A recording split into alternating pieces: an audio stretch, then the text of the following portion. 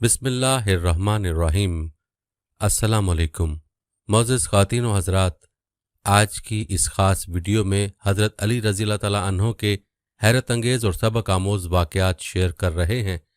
Video में आप जानेंगे शेर खुदा हज़रत अली रज़ी अल्लाह तआला अन्हो की 40 करामात, हज़रत अली और हज़रत फ़ातिमा की बेमिसाल शादी, और हाँ, हज़रत अली से अजीब सवाल कि वो कौन सा नबी है जिसने 2 बहनों से निकाह किया। और वीडियो में आपको ये भी बताएंगे कि हज़रत अली रज़ी अल्लाह तआला अन्हु ने एक जानिया औरत का फैसला कैसे किया था।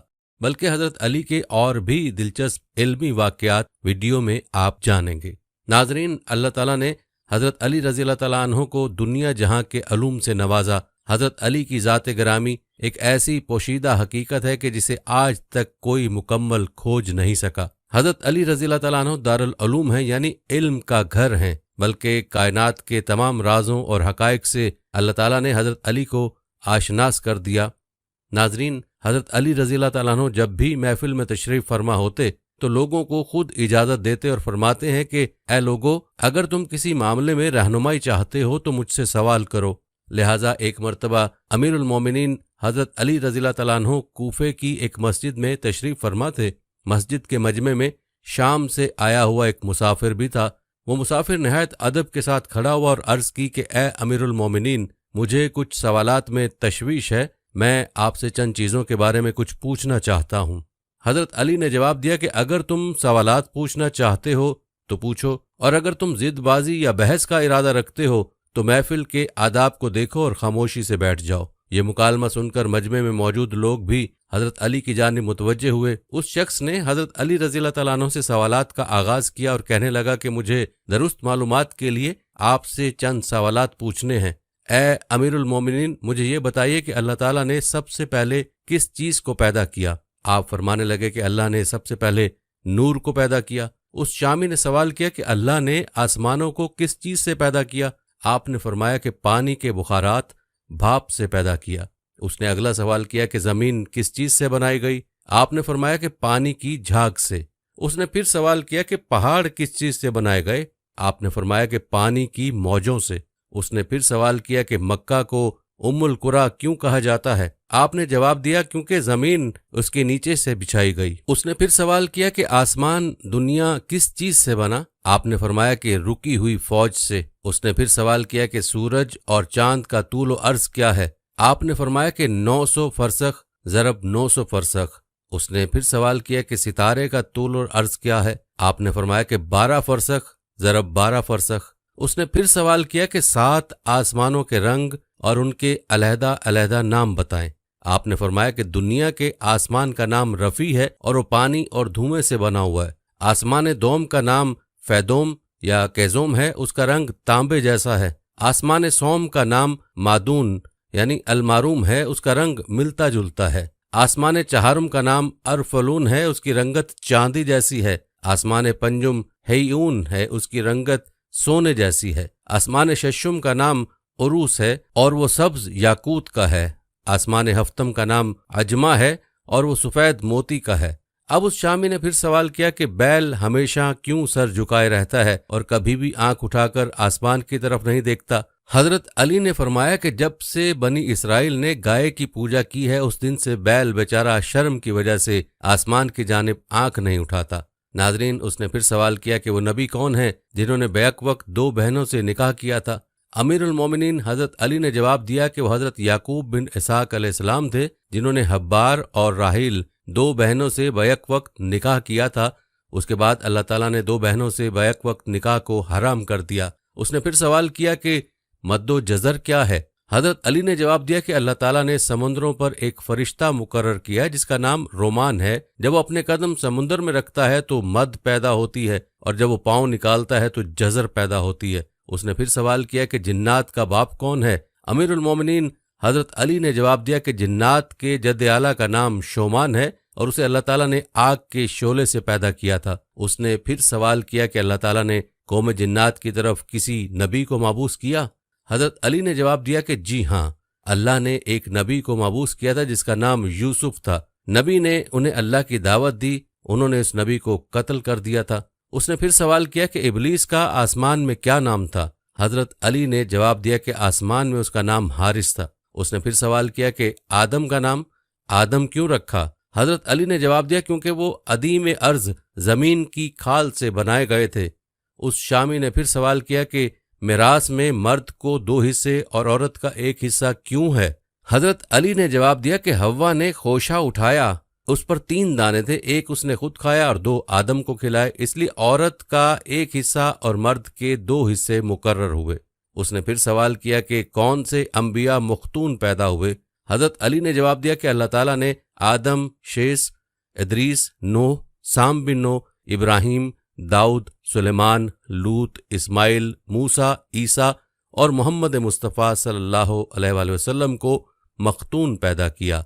اس شامی نے پھر سوال کیا کہ آدم کی عمر کتنی تھی؟ حضرت علی نے جواب دیا کہ 930 سال۔ اس نے پھر سوال کیا کہ سب سے پہلے شعر کس نے کہے؟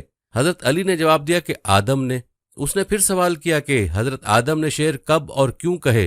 حضرت علی نے جواب دیا کہ جب آدم زمین پر اترے تو انہوں نے زمین کی خاک اور وسعت اور ہوا کو دیکھا، اور پھر جب قابیل نے حابیل کو قتل کیا تو حضرت آدم علیہ السلام نے شعر کہے تھے۔ اس نے پھر سوال کیا کہ حضرت آدم فراق جنت میں کتنا روئے اور انہوں نے کس قدر آنسو بہائے تھے؟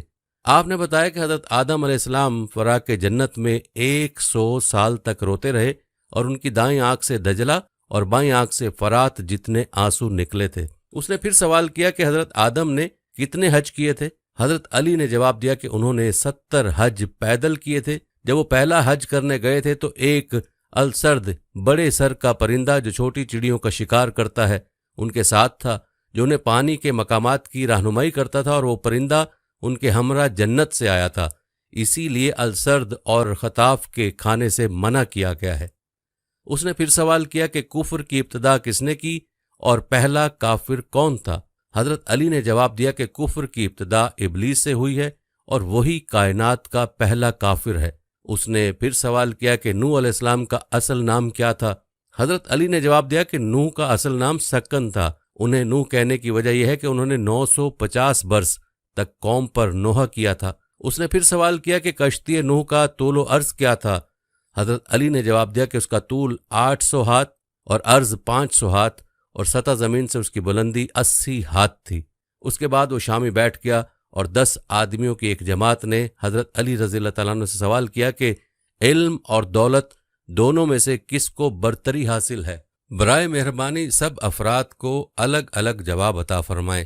ان لوگوں کے سوال کے حضرت علی کرم اللہ وجہہ نے 10 مختلف جواب ارشاد فرمائے۔ دولت فرعونوں کا ورثہ ہے اور علم انبیاء کا عطیہ۔ دولت کی حفاظت تم کرتے ہو جبکہ علم تمہاری حفاظت کرتا ہے۔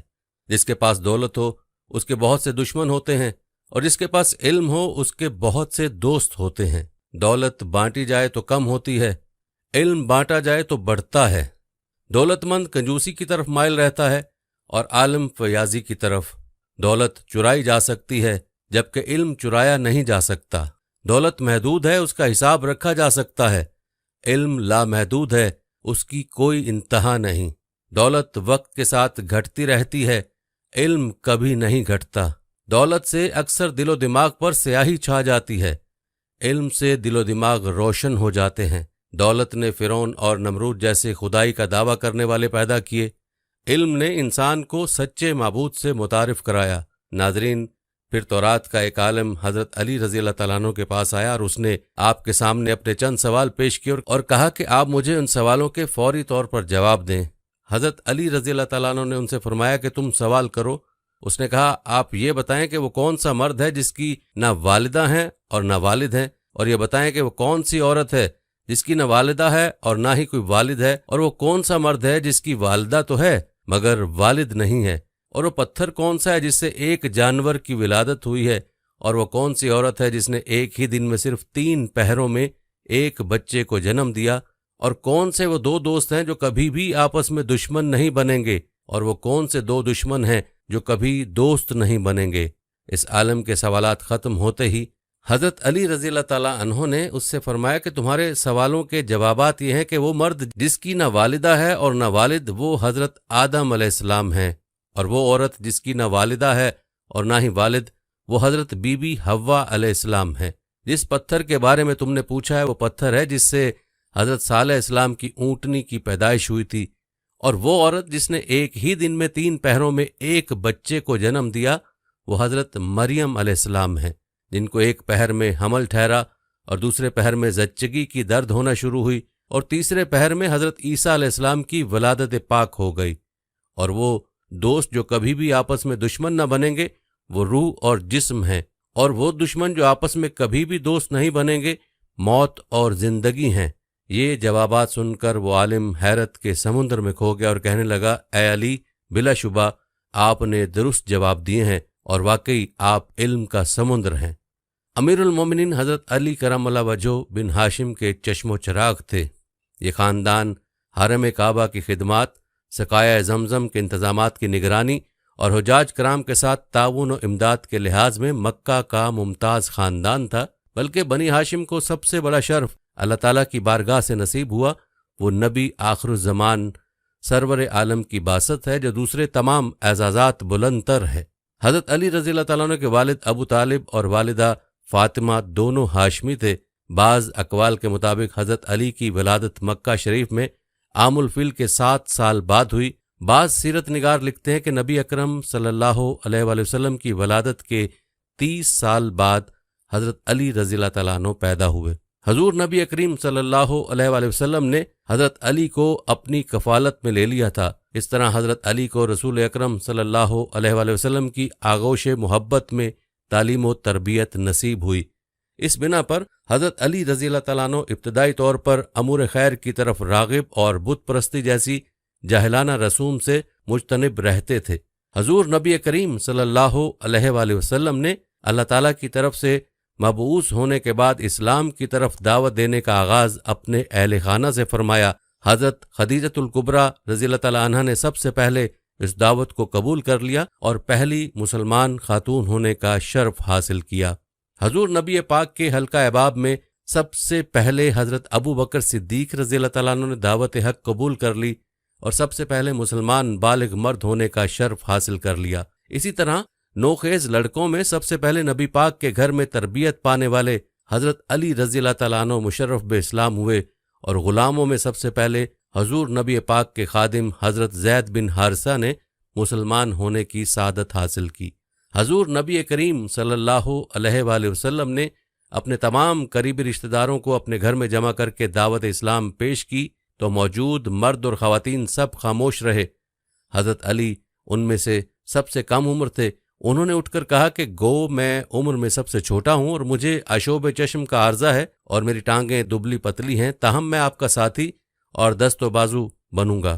حضور نبی کریم صلی اللہ علیہ وسلم نے فرمایا، بیٹھ جاؤ، تو میرا بھائی اور میرا وارث ہے۔ حضور نبی کریم صلی اللہ علیہ وآلہ وسلم کی مدینہ منورہ کی طرف ہجرت کے وقت حضرت علی رضی اللہ تعالیٰ عنہ کی عمر 23 سال تھی۔ سرور کائنات نے مشرکین مکہ کے محاصرے اور ان کے برے ارادوں کی اطلاع پا کر حضرت علی مرتضیٰ رضی اللہ تعالیٰ عنہ کو اپنے بستر پر استراحت کرنے کا حکم دیا اور مکہ کے لوگوں کی امانتیں جو حضور نبی پاک کے پاس رکھی گئی تھیں ان کے مالکوں کے سپرد کر دینے کی ہدایت فرمائی۔ اس شدید خطرے کی حالت میں حضرت علی رضی اللہ تعالیٰ عنہ حضور نبی کریم کے بستر پر سکون و اطمینان کے ساتھ محو خواب ہو گئے۔ مشرکین مکہ یہ سمجھتے رہے کہ حضور نبی پاک ہی اپنے بستر پر موجود ہیں۔ وہ علل صبح اپنے ناپاک ارادے کی تکمیل کے لیے اندر آئے تو یہ دیکھ کر حیران رہ گئے کہ حضور نبی کریم کی جگہ آپ کا ایک جانثار اپنے آقا پر قربان ہونے کے لیے موجود ہے۔ ذرا حالانکہ حضور نبی کریم حضرت ابو بکر صدیق رضی اللہ تعالیٰ عنہ کو ساتھ لے کر رات کے وقت ہی مدینہ منورہ جانے کے لیے نکل چکے تھے۔ مشرکین اپنی اس غفلت کی بنا پر ایک دوسرے پر برہم ہوتے رہے اور حضرت علی کو چھوڑ کر اپنے اصل مقصود کی تلاش میں روانہ ہو گئے۔ حضرت علی رضی اللہ تعالیٰ عنہ نبی اکرم صلی اللہ علیہ وآلہ وسلم کے مکہ سے تشریف لے جانے کے بعد 2 یا 3 دن مکہ میں رہے اور حضور نبی پاک کی ہدایت کے مطابق لوگوں کی امانتیں ان کے سپرد کر کے اور لین دین کے معاملات سے فراغت حاصل کر کے تیسرے یا چوتھے دن عازم مدینہ منورہ ہوئے۔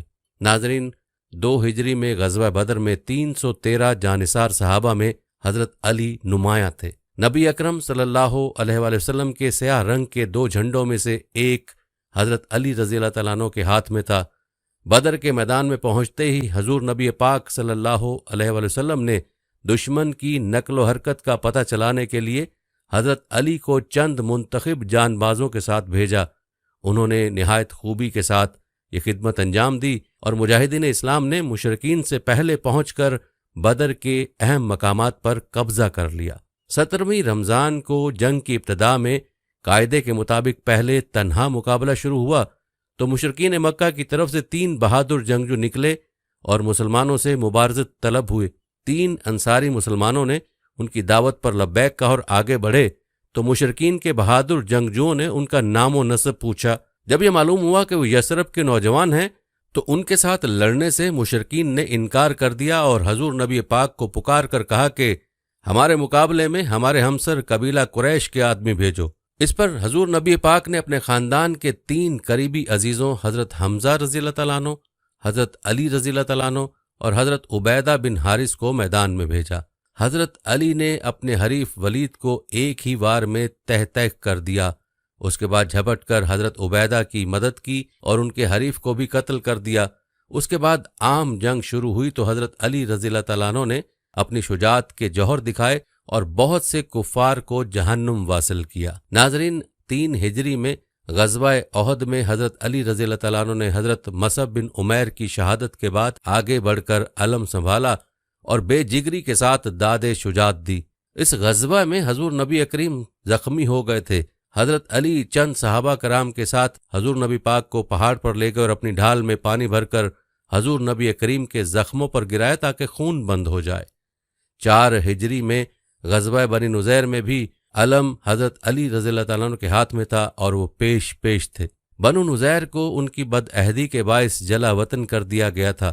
5 ہجری میں غزوہ خندق میں کبھی کبھار کفار مکہ کے گھڑ سوار خندق میں گھس کر حملہ کرتے تھے۔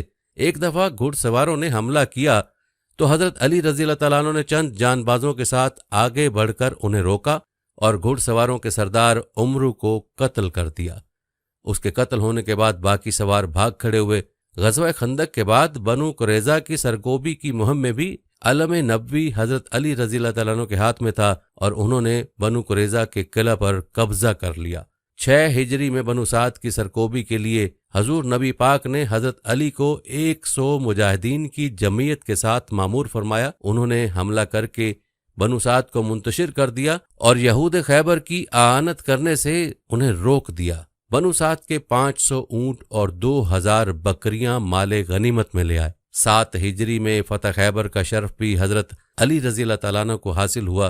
اس معرکے میں بھی حضور نبی کریم نے اپنا علم حضرت علی کو دیا تھا اور علم دینے سے ایک دن پہلے فرمایا تھا کہ کل ایک ایسے بہادر کو علم دوں گا جو خدا اور رسول کا محبوب ہے اور خیبر کی فتح اسی کے ہاتھ میں مقدر ہے۔ اس معرکے میں حضرت علی رضی اللہ تعالیٰ عنہ نے خیبر کے یہودیوں کے سردار مرہب کو ایک ہی وار میں ڈھیر کر دیا تھا اور حیرت انگیز شجاعت کے ساتھ خیبر کے مضبوط قلعہ کو فتح کر لیا۔ 8 ہجری میں فتح مکہ کے موقع پر حضور نبی کریم صلی اللہ علیہ وآلہ وسلم نے حضرت علی رضی اللہ تعالیٰ عنہ کو حکم دیا کہ وہ حضرت سعد بن عبادہ سے علم لے کر مکہ معظمہ میں داخل ہو جائیں۔ چنانچہ وہ مکہ میں داخل ہو گئے اور مکہ معظمہ بغیر کسی خون ریزی کے فتح ہو گیا۔ کعبہ کو بتوں سے پاک کرتے ہوئے حضور نبی کریم نے حضرت علی رضی اللہ تعالیٰ عنہ کو اپنے کندھے پر چڑھا کر سب سے بڑے بت کو گرانے کا حکم دیا۔ انہوں نے سلاخ سے اکھاڑ کر اس بت کو پاش کر ڈالا اور خانہ کعبہ کی تطہیر کا کام مکمل ہو گیا۔ فتح مکہ کے بعد غزوہ حنین کے عظیم الشان معرکے میں 12,000 مجاہدین اسلام میں سے جو حضرات ثابت قدم رہے تھے ان میں سے ایک حضرت علی رضی اللہ تعالیٰ عنہ بھی تھے۔ آپ نے غیر معمولی شجاعت سے لڑائی کو شکست سے فتح میں تبدیل کر دینے میں اہم کردار ادا کیا۔ بالآخر اللہ تعالیٰ کی نصرت شامل ہو گئی اور دشمن کو شکست ہو گئی۔ 9 ہجری میں تبوک کی مہم کے موقع پر حضور نبی پاک نے حضرت علی رضی اللہ تعالیٰ عنہ کو اہل بیت کی حفاظت کے لیے مدینہ منورہ میں رہنے کا حکم دیا تو شیر خدا کو جہاد سے محرومی کا غم لاحق ہو گیا۔ حضور نبی پاک نے ان کا غم دور کرنے کے لیے ارشاد فرمایا، علی کیا تم اسے پسند کرو گے کہ میرے نزدیک تمہارا وہ رتبہ ہو جو ہارون علیہ السلام کا موسیٰ علیہ السلام کے نزدیک تھا۔ غزوہ تبوک سے واپسی کے بعد اسی سال حضور نبی پاک نے حضرت ابو بکر صدیق رضی اللہ تعالیٰ عنہ کو امیر حج بنا کر روانہ فرمایا تھا۔ اس کے بعد حضور صلی اللہ علیہ وآلہ وسلم پر مدینہ منورہ میں سورہ توبہ نازل ہوئی تو حضور نبی پاک نے حضرت علی رضی اللہ تعالیٰ عنہ کو حکم دیا کہ وہ حج کے اجتماع عام میں جا کر اس سورہ کو سنائیں اور یہ اعلان کر دیں کہ اس سال کے بعد کوئی مشرک حج کے لیے نہیں آ سکتا اور کوئی شخص کعبہ کا طواف برہنہ ہو کر نہ کرے۔ رمضان 10 ہجری میں حضور نبی پاک صلی اللہ علیہ وآلہ وسلم نے حضرت علی رضی اللہ تعالیٰ عنہ کو یمن جا کر تبلیغ اسلام کا حکم دیا۔ اس موقع پر حضور نبی کریم نے حضرت علی رضی اللہ تعالیٰ عنہ کے حق میں یہ دعا فرمائی کہ اے خدا اس کی زبان کو راست گو بنا اور اس کے دل کو ہدایت کے نور سے منور کر دے۔ اس دعا کے بعد حضور نبی کریم نے حضرت علی رضی اللہ تعالیٰ عنہ کو اپنا سیاہ علم دے کر یمن کی طرف روانہ فرمایا۔ یمن میں حضرت علی کی تعلیم و تلقین سے یمن کا اہم قبیلہ ہمدان مسلمان ہو گیا۔ حضور نبی کریم کے حجۃ الوداع میں حضرت علی نے یمن سے آ کر شرکت کی تھی۔ حضرت علی رضی اللہ تعالیٰ عنہ کو بچپن ہی سے حضور نبی کریم سے تعلیم و تربیت کا جو موقع ملا تھا اس کا سلسلہ ہمیشہ قائم رہا۔ اکثر سفر میں بھی حضور کی رفاقت کا شرف حاصل ہوتا رہتا تھا، اس لیے سفر سے متعلق شرعی احکام سے واقفیت حاصل ہو جاتی تھی۔ حضرت عائشہ صدیقہ سے موضوع پر مسا کے متعلق سوال کیا گیا تو انہوں نے حضرت علی سے پوچھنے کے لیے کہا اور اس کی وجہ سے یہ بیان کی کہ وہ حضور نبی کریم کے ساتھ سفر کرتے تھے۔ حضرت علی نے بچپن سے لے کر حضور نبی کریم کی وفات تک پورے 30 سال حضور نبی پاک کی خدمت اور رفاقت میں بسر کیے تھے اور سفر و حضر میں حضور کے ساتھ رہے۔ نبی پاک کی وفات کے بعد تقریباً 30 سال تک حضرت علی رضی اللہ تعالیٰ عنہ مسند ارشاد پر فائز رہے۔ پہلے 3 خلفائے راشدین رضی اللہ تعالیٰ عنہ کے عہد میں دعوت و ارشاد و قضا کی خدمت حضرت علی کے سپرد رہی اور اپنے زمانہ خلافت میں بھی حضرت علی رضی اللہ تعالیٰ عنہ کا فیض جاری رہا۔ حضرت علی رضی اللہ تعالیٰ عنہ کی روایت حدیث کی تعداد 586 ہے۔ حضرت علی نے حضور نبی کریم کے علاوہ اپنے رفقائے محترم اور ہم اثروں میں حضرت ابو بکر صدیق رضی اللہ تعالیٰ عنہ، حضرت عمر فاروق رضی اللہ تعالیٰ عنہ، حضرت مقداد بن الاسود اور اپنی زوجہ محترمہ حضرت فاطمہ رضی اللہ عنہا سے بھی روایتیں کی ہیں۔ حضرت علی کو فقہ و اجتہاد میں بھی کامل دستگاہ حاصل تھی۔ بڑے بڑے صحابہ کرام یہاں تک کہ حضرت عمر رضی اللہ تعالیٰ عنہ اور حضرت عائشہ صدیقہ رضی اللہ تعالیٰ عنہا کو بھی کبھی کبھی حضرت علی کے فضل و کمال کا ممنون ہونا پڑتا تھا۔ فقہ و اجتہاد کے لیے کتاب و سنت کے علم کے ساتھ صورت فہم، دقیقہ سنجی اور غیر معمولی ذہانت کی بڑی ضرورت ہوتی ہے۔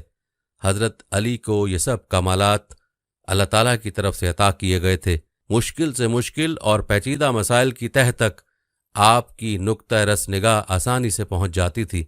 قرآن و سنت اور فقہ و اجتہاد میں گہری بصیرت کی بنا پر حضرت علی منصب قضا کے لیے بہت زیادہ موزوں تھے۔ حضرت عمر رضی اللہ تعالیٰ فرمایا کرتے تھے کہ ہم میں سے مقدمات کے فیصلے کے لیے سب سے موزوں حضرت علی رضی اللہ تعالیٰ عنہ ہیں۔ حضرت عبداللہ بن مسعود نے فرمایا ہم صحابہ کہا کرتے تھے کہ مدینہ والوں میں سب سے زیادہ صحیح فیصلے کرنے والے حضرت علی رضی اللہ تعالیٰ عنہ ہیں۔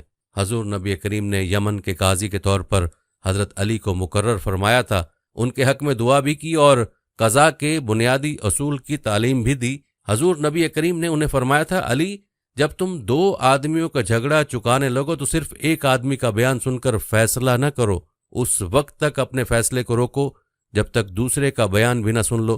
خلیفہ دوم حضرت عمر فاروق رضی اللہ تعالیٰ عنہ نے بھی حضرت علی کو مدینہ کا قاضی مقرر فرمایا تھا۔ حضرت علی نے ماہر، عادل اور قابل قاضی کے طور پر اپنے فرائض ادا کیے تھے۔ خلافت راشدہ کے زمانہ میں حضرت علی رضی اللہ تعالیٰ عنہ خلیفہ اول ابو بکر صدیق اور خلیفہ دوم حضرت عمر رضی اللہ تعالیٰ عنہ اور خلیفہ سوم حضرت عثمان رضی اللہ تعالیٰ عنہ کے مشیر رہے تھے۔ حضرت علی کو مجلس شورا میں شامل رکھا گیا تھا۔ حضرت عمر کو جب کوئی مشکل معاملہ پیش آ جاتا تو حضرت علی سے مشورہ کرتے تھے۔ انہوں نے فرمایا تھا اگر علی نہ ہوتے تو عمر ہلاک ہو جاتا۔ حضرت علی کے عدالتی فیصلے اسلامی قانون کے بہترین نظائر کی حیثیت رکھتے تھے، اس لیے اہل علم نے ان کی تحریری صورت میں مدون کر لیا تھا۔ ناظرین، ایک جنگ میں لڑائی اپنے عروج پر تھی، موت کا رقص جاری تھا اور حضرت علی رضی اللہ تعالیٰ عنہ شہادت کے شوق میں میدان کارزار میں اپنی جان کی بازی لگاتے ہوئے کسی تردد و تامل اور بزدلی کے بغیر جوہر شجاعت دکھا رہے تھے اور بہت سے یہودیوں کو ٹھکانے لگا چکے تھے۔ قلعہ فتح ہونے کے قریب تھا کہ اچانک قلعے کے پہرے داروں کا ایک گروہ نکلا اور اس گروہ کے ایک آدمی نے حضرت علی رضی اللہ تعالیٰ عنہ پر اس زور سے وار کیا کہ ڈھال بھی آپ کے ہاتھ سے گر گئی۔ چنانچہ حضرت علی رضی اللہ تعالیٰ عنہ نے پکار کر کہا، اس ذات کی قسم جس کی قبضے میں میری جان ہے، یا تو میں بھی شہادت کا وہی مزہ چکھوں گا جو حمزہ رضی اللہ تعالیٰ عنہ نے چکھا تھا، یا اللہ تعالیٰ میرے لیے ضرور اس قلعہ کو فتح فرما دے گا۔ یہ فرما کر آپ رضی اللہ تعالیٰ عنہ شیر کی طرح ایک پرانے دروازے کی طرف دوڑے جو قلعے کے پاس پڑا ہوا تھا۔ آپ نے اس دروازے کو اٹھا کر اس کی ڈھال کی جگہ استعمال کرتے ہوئے بچاؤ کا ذریعہ بناتے رہے۔ جب تک آپ دشمنوں سے لڑنے میں مصروف رہے وہ دروازہ آپ کے ہاتھ میں رہا، یہاں تک کہ آپ رضی اللہ تعالیٰ عنہ کے ہاتھ پر اللہ تعالیٰ نے اس قلعے کو فتح فرمایا تو آپ نے اس دروازے کو پھینک دیا۔ حضرت ابو رافع رضی اللہ تعالیٰ عنہ فرماتے ہیں کہ حضرت علی رضی اللہ تعالیٰ عنہ کے ساتھ موجود لشکر اس بات کا عینی شاہد ہے کہ میں نے اپنے 7 آدمیوں سمیت یہ کوشش کی کہ اس دروازے کو اٹھائیں یا الٹا کر دیں جسے حضرت علی رضی اللہ تعالیٰ نے اٹھا رکھا تھا، لیکن ہم ایسا نہ کر سکے۔ ایک مرتبہ ایک کمزور جسم کا شخص حضرت علی رضی اللہ تعالیٰ عنہ کی خدمت میں حاضر ہوا اور آپ کے سامنے بیٹھ کر کمزور آواز میں کہنے لگا، حضرت رضی اللہ عنہ مجھے تقدیر کے بارے میں بتائیے کہ اس کی حقیقت کیا ہے۔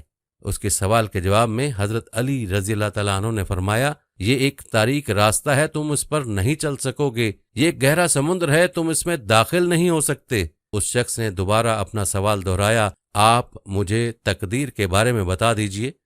حضرت علی رضی اللہ تعالیٰ عنہ نے اسے سمجھانے کی کوشش فرمائی، لیکن وہ شخص مسلسل اصرار کرتے ہوئے ان سے تقدیر کے متعلق سوال کرنے لگا تو حضرت علی رضی اللہ تعالیٰ عنہ نے فرمایا، یہ اللہ کا راز ہے جو تجھ سے پوشیدہ ہے، لہٰذا تم اس راز کو افشا نہ کرو۔ جب اس شخص کا اصرار مزید بڑھا اور اس نے ایک مرتبہ پھر حضرت علی رضی اللہ تعالیٰ عنہ سے تقدیر کے متعلق سوال کیا تو حضرت علی رضی اللہ تعالیٰ عنہ نے فرمایا، اے سوال کرنے والے، یہ تو بتا کہ اللہ تعالیٰ نے تجھے اپنی منشا کے مطابق پیدا کیا یا تیری مرضی کے مطابق؟ اس نے عرض کیا کہ اللہ نے مجھے اپنی مرضی اور منشا کے مطابق پیدا کیا ہے۔ چنانچہ حضرت علی رضی اللہ تعالیٰ عنہ نے فرمایا، تو بس پھر تجھے جس کام کے لیے چاہے استعمال کرے۔ ایک مرتبہ ایک یہودی حضرت علی رضی اللہ تعالیٰ عنہ کے پاس آیا اور خباثت بھرے انداز میں پوچھنے لگا، حضرت ہمارا رب کب سے ہے؟ یہ سن کر حضرت علی رضی اللہ تعالیٰ عنہ کا چہرہ متغیر ہو گیا، رخسار سرخ ہو گئے، اپنا ہاتھ اس کے شانے پر رکھ کر اس کو جھنجھوڑا اور فرمایا، وہ ذات ایسی نہیں ہے کہ ایک زمانے میں موجود نہیں تھی پھر موجود ہوئی، بلکہ وہ ابتدا سے موجود ہے۔ وہ ذات بلا کیفیت ہے، نہ اس سے قبل کچھ تھا اور نہ اس کی کوئی انتہا ہے، وہ ہر انتہا کی انتہا ہے۔ اس آدمی نے انکساری کے ساتھ اپنا سر جھکا لیا اور کہنے لگا، اے ابو الحسن آپ نے سچ فرمایا، اے ابو الحسن آپ نے سچ فرمایا۔ پھر اس کی آنکھوں سے آنسو جاری ہو گئے اور اس نے اللہ تعالیٰ کی معبودیت اور رسول اللہ صلی اللہ علیہ وسلم کی رسالت کا اقرار کیا اور مسلمان ہو کر واپس چلا گیا۔ معزز خواتین و حضرات، ایک مرتبہ حضرت سیدنا عمر رضی اللہ تعالیٰ عنہ کے عہد خلافت میں ایک لڑکے کو زنا کے جرم میں سزا دینے کے لیے لے جایا جا رہا تھا۔ واضح رہے کہ اسلام میں شادی شدہ زانی کے لیے سنگسار اور غیر شادی شدہ کے لیے 80 کوڑے بطور سزا ہیں۔ وہ لڑکا اونچی اونچی آواز سے پکار رہا تھا کہ میں بے گناہ ہوں، مجھے سزا نہ دی جائے۔ حضرت علی رضی اللہ تعالیٰ عنہ کا وہاں سے گزر ہوا تو حضرت علی نے اس لڑکے کی پکار سن کر سرکاری اہلکاروں کو روکنے کا حکم فرمایا اور لڑکے سے پوچھا کیا معاملہ ہے۔ لڑکے نے حضرت علی رضی اللہ تعالیٰ عنہ سے کہا کہ جناب، جس جرم کی نسبت میری طرف کی جا رہی ہے وہ میں نے نہیں کیا، دعویٰ کرنے والی میری ماں ہے۔ حضرت علی رضی اللہ تعالیٰ عنہ نے فرمایا اس کی سزا کو روک دی جائے، میں اس کیس کو دوبارہ سن لوں، اگر یہ لڑکا گناہگار ہوا تو تب سزا دینا۔ دوسرے دن حضرت علی نے عورت اور لڑکے کو عدالت میں طلب فرما لیا۔ عورت سے پوچھا کیا اس نے تیرے ساتھ غلط کام کیا ہے؟ اس نے کہا ہاں۔ پھر حضرت علی رضی اللہ تعالیٰ نے لڑکے سے پوچھا یہ عورت تیری کیا لگتی ہے؟ تو اس نے جواب دیا کہ یہ میری ماں ہے۔ عورت نے اسے بیٹا ماننے سے انکار کر دیا۔ فیصلہ سننے کے لیے لوگوں کا بہت زیادہ ہجوم جمع تھا۔ حضرت علی رضی اللہ تعالیٰ نے فرمایا تو اچھا پھر اے عورت، میں اس لڑکے کا تیرے ساتھ اتنے حق مہر کے بدلے نکاح کرتا ہوں، تو عورت چیخ اٹھی کہ اے علی، کیا کسی بیٹے کا ماں کے ساتھ نکاح ہو سکتا ہے؟ حضرت علی رضی اللہ تعالیٰ عنہ نے استفسار فرمایا، کیا مطلب؟ تو اس عورت نے جواب دیا کہ اے علی، یہ لڑکا تو واقعی میرا بیٹا ہے۔ اس پر حضرت سیدنا علی رضی اللہ تعالیٰ نے فرمایا کہ کیا کوئی بیٹا اپنی ماں کے ساتھ بدکاری کر سکتا ہے؟ عورت نے کہا کہ نہیں۔ حضرت سیدنا علی رضی اللہ تعالیٰ نے فرمایا تو پھر تو نے اس اپنے بیٹے پر ایسا الزام کیوں لگایا؟ تو عورت نے جواب دیا، اے علی، میری شادی ایک امیر کبیر شخص سے ہوئی تھی، اس کی بہت زیادہ جائیداد تھی، یہ بچہ ابھی کم سن دودھ پیتا ہی تھا کہ میرا خاوند مر گیا، تو میرے بھائیوں نے مجھے کہا کہ لڑکا تو اپنے باپ کی جائیداد کا وارث ہے، اس کو کہیں چھوڑ آؤ۔ میں اسے کسی آبادی میں چھوڑ آئی، ساری جائیداد میری اور میرے بھائیوں کی ہو گئی۔ یہ لڑکا بڑا ہوا تو ماں کی محبت نے اس کے دل میں انگڑائی لی، یہ ماں کو تلاش کرتا کرتا میرے تک پہنچ گیا۔ میرے بھائیوں نے مجھے پھر ورغلایا کہ اس پر جھوٹا الزام لگا کر اس کی زندگی کا سانس ہمیشہ ہمیشہ کے لیے ختم کر دیا جائے، تو میں نے اپنے ہی بیٹے پر جھوٹا الزام اپنے بھائیوں کی باتوں میں آ کر لگا دیا۔ حقیقت یہ ہے کہ یہ میرا بیٹا ہے اور بالکل بے گناہ ہے۔ جب اس قصے کا علم امیر المومنین خلیفۃ المسلمین خلیفہ دوم سیدنا عمر ابن خطاب کو ہوا تو آپ نے فرمایا کہ اگر آج علی نہ ہوتے تو عمر ہلاک ہو جاتا۔ ایک اور مشہور واقعہ جس میں حضرت عمر نے فرمایا کہ اگر علی نہ ہوتے تو میں ہلاک ہو جاتا، وہ یوں ہے کہ مدینہ منورہ میں ایک لڑکے کو گرفتار کر کے لے جا رہے تھے کہ اس لڑکے نے حضرت علی رضی اللہ تعالیٰ عنہ کو دور سے دیکھ کر پکارا اور کہا، اے علی ابن ابی طالب، مجھے بچاؤ۔ حضرت علی رضی اللہ تعالیٰ عنہ نے پوچھا کیا ہوا؟ تو وہ لڑکا کہنے لگا، اے علی رضی اللہ تعالیٰ عنہ، میں بے گناہ ہوں، مجھے بے گناہی کے باوجود قتل کی سزا دی گئی، مجھے بچاؤ، میں بے گناہ ہوں۔ حضرت علی رضی اللہ تعالیٰ عنہ نے پولیس کے آدمی سے پوچھا کہ کیا بات ہے؟ تو اس پولیس کے آدمی نے کہا کہ اے علی رضی اللہ تعالیٰ عنہ، آپ کو معلوم نہیں ہے کہ اس لڑکے نے اپنے مالک کو قتل کیا اور مالک کے قتل کے بدلے میں اس کو قتل کیا جا رہا ہے۔ حضرت علی رضی اللہ تعالیٰ عنہ نے اس لڑکے سے پوچھا کہ بھائی، تو نے مالک کو قتل کیا ہے؟ اس لڑکے نے کہا کہ ہاں، میں نے مالک کو قتل کیا ہے۔ حضرت علی رضی اللہ تعالیٰ نے فرمایا کہ پھر تو تیرا قتل اس قتل کے بدلے میں جائز ہے۔ تو اس لڑکے نے کہا کہ جائز نہیں ہے، کیونکہ میرا مالک میرے ساتھ برائی کا ارادہ کرتا تھا، میری عزت پر وہ حملہ کرنا چاہتا تھا، تو میں نے اپنی عزت کو بچانے کے لیے اس کو قتل کیا ہے۔ اور حضور صلی اللہ علیہ وآلہ وسلم کا حکم ہے کہ جو آدمی عزت کو بچانے کے لیے کسی کو قتل کر دے تو اس کے بدلے میں اس کو قتل نہیں کیا جاتا۔ سپاہی سے پوچھا واقعی؟ اس نے کہا، سپاہی نے کہا بات تو ٹھیک ہے، لیکن اس کے پاس اس واقعے کا کوئی گواہ نہیں ہے کہ وہ میرے ساتھ برائی کا ارادہ کرتا تھا۔ اس لیے خلیفہ وقت اور قاضی وقت نے یہ دیکھا کہ مالک قتل ہو گیا، اب مالک تو چلا گیا، اب کون بتائے کہ مالک نے اس کے ساتھ برائی کا ارادہ کیا تھا؟ اس کا کوئی گواہ نہیں ہے، اس لیے ہم نے اسے قتل کی سزا دی ہے۔ وہ لڑکا رونے لگا اور کہنے لگا، واقعتاً میرے مالک نے میرے ساتھ برائی کا ارادہ کیا تھا۔ حضرت علی رضی اللہ تعالیٰ عنہ حضرت عمر رضی اللہ تعالیٰ عنہ کے پاس آئے اور آ کر فرمایا کہ اے امیر المومنین، آپ اس قتل کی تفتیش میرے سپرد کر دیں۔ حضرت علی کے فیصلے بڑے گہرے ہوا کرتے تھے۔ حضرت عمر رضی اللہ تعالیٰ عنہ نے فرمایا ٹھیک ہے، اس قتل کی تفتیش آپ کریں۔ اب حضرت علی رضی اللہ تعالیٰ عنہ تفتیش کرنے کے لیے آئے، اس لڑکے سے پوچھا، بتا تیرے مالک کی قبر کہاں ہے؟ اس نے کہا فلاں قبرستان میں۔ حضرت علی رضی اللہ تعالیٰ عنہ نے پولیس کے چند آدمیوں کو اپنے ساتھ لیا اور پولیس کے چند آدمیوں کے ہمراہ اس قتل کی تفتیش کے لیے قبرستان میں چلے گئے۔ جب قبرستان پہنچے تو پولیس کے آدمیوں سے کہا کہ اس کے مالک کی قبر کھودو۔ جب انہوں نے قبر کھودی تو قبر میں اس کے مالک کی لاش نہیں تھی۔ جب اس کی قبر میں مالک کی لاش نظر نہ آئی تو حضرت علی رضی اللہ تعالیٰ عنہ واپس آ گئے اور حضرت عمر رضی اللہ تعالیٰ عنہ سے آ کر کہا کہ امیر المومنین، یہ لڑکا سچا ہے، وہ مالک واقعی اس کے ساتھ برائی کا ارادہ رکھتا تھا۔ حضرت عمر رضی اللہ تعالیٰ عنہ نے فرمایا کہ تمہارے پاس کیا دلیل ہے؟ تو حضرت علی رضی اللہ تعالیٰ عنہ نے فرمایا کہ میں نے حضور صلی اللہ علیہ وآلہ وسلم سے یہ حدیث سنی ہے کہ جو آدمی لڑکوں سے برائی کا ارادہ کرتا ہے، جب اس کا انتقال ہو جاتا ہے اور اس کو قبر میں ڈالا جاتا ہے تو اس کی لاش کو اٹھا کر قوم لوط کے قبرستان میں بھیج دیا جاتا ہے۔ تو اس لیے جب ہم نے اس کی قبر کو کریدا تو اس قبر کے اندر اس کا مالک نہیں تھا، جبکہ ابھی چند دن پہلے اس کو دفن کیا گیا تھا، اس لیے واقعی اس کا مالک اس کے ساتھ برائی کا ارادہ کرتا ہوگا۔ اس شک کا فائدہ دیتے ہوئے اس لڑکے کو بری کیا جاتا ہے۔ اس موقع پر حضرت عمر رضی اللہ تعالیٰ عنہ نے فرمایا تھا، اگر آج علی رضی اللہ تعالیٰ عنہ نہ ہوتے تو عمر ہلاک ہو جاتا۔ اسی طرح حضرت علی رضی اللہ تعالیٰ عنہ کے دور میں 2 مسافر چلنے کے بعد بہت تھک گئے تو انہیں شدید بھوک محسوس ہوئی۔ دونوں سایہ دار درخت کے نیچے بیٹھ گئے اور اپنے اپنے کھانے کے برتن کھولے۔ ایک کے پاس 5 روٹیاں تھیں اور دوسرے کے پاس 3۔ ابھی کھانا شروع بھی نہیں کیا تھا کہ تیسرا مسافر پاس سے گزرا۔ سلام کرنے پر دونوں نے جواب دے کر کھانے کی دعوت دی۔ اس نے قبول کر لی۔ تینوں نے کھانا کھایا۔ کھانا کھانے کے بعد وہ صاحب کھڑے ہو گئے اور 8 درہم دیتے ہوئے کہا کہ جو کھانا تناول کیا ہے اس کے عوض یہ درہم رکھ لیجئے۔ اس کے جانے کے بعد دونوں کے درمیان رقم کی تقسیم کو لے کر تنازع کھڑا ہو گیا۔ جس شخص کی 5 روٹیاں تھیں وہ 5 درہم خود رکھنے پر اور 3 دوسرے کو دینے پر بضد تھا۔ جس شخص کی 3 روٹیاں تھیں وہ رقم کو برابر تقسیم کرنے کا خواہاں تھا۔ آخر فیصلے کے لیے حضرت علی کرم اللہ وجہہ کے پاس حاضر ہوئے، پورا واقعہ سنایا۔ حضرت علی رضی اللہ تعالیٰ عنہ نے 3 روٹیوں والے سے کہا جب تمہاری 3 روٹیاں تھیں تو تمہیں 3 درہم پر راضی ہو جانا چاہیے تھا، مگر وہ اڑ گیا۔ حضرت نے فرمایا تمہارا ساتھی 3 درہم دے کر تم پر احسان کر رہا ہے، دراصل تم 1 درہم کے حقدار ہو۔ اس شخص نے ادب سے کہا سبحان اللہ، اگر انصاف کا یہی تقاضا ہے تو مجھے وجہ بتائیے، میں 1 درہم پر راضی ہو جاؤں گا۔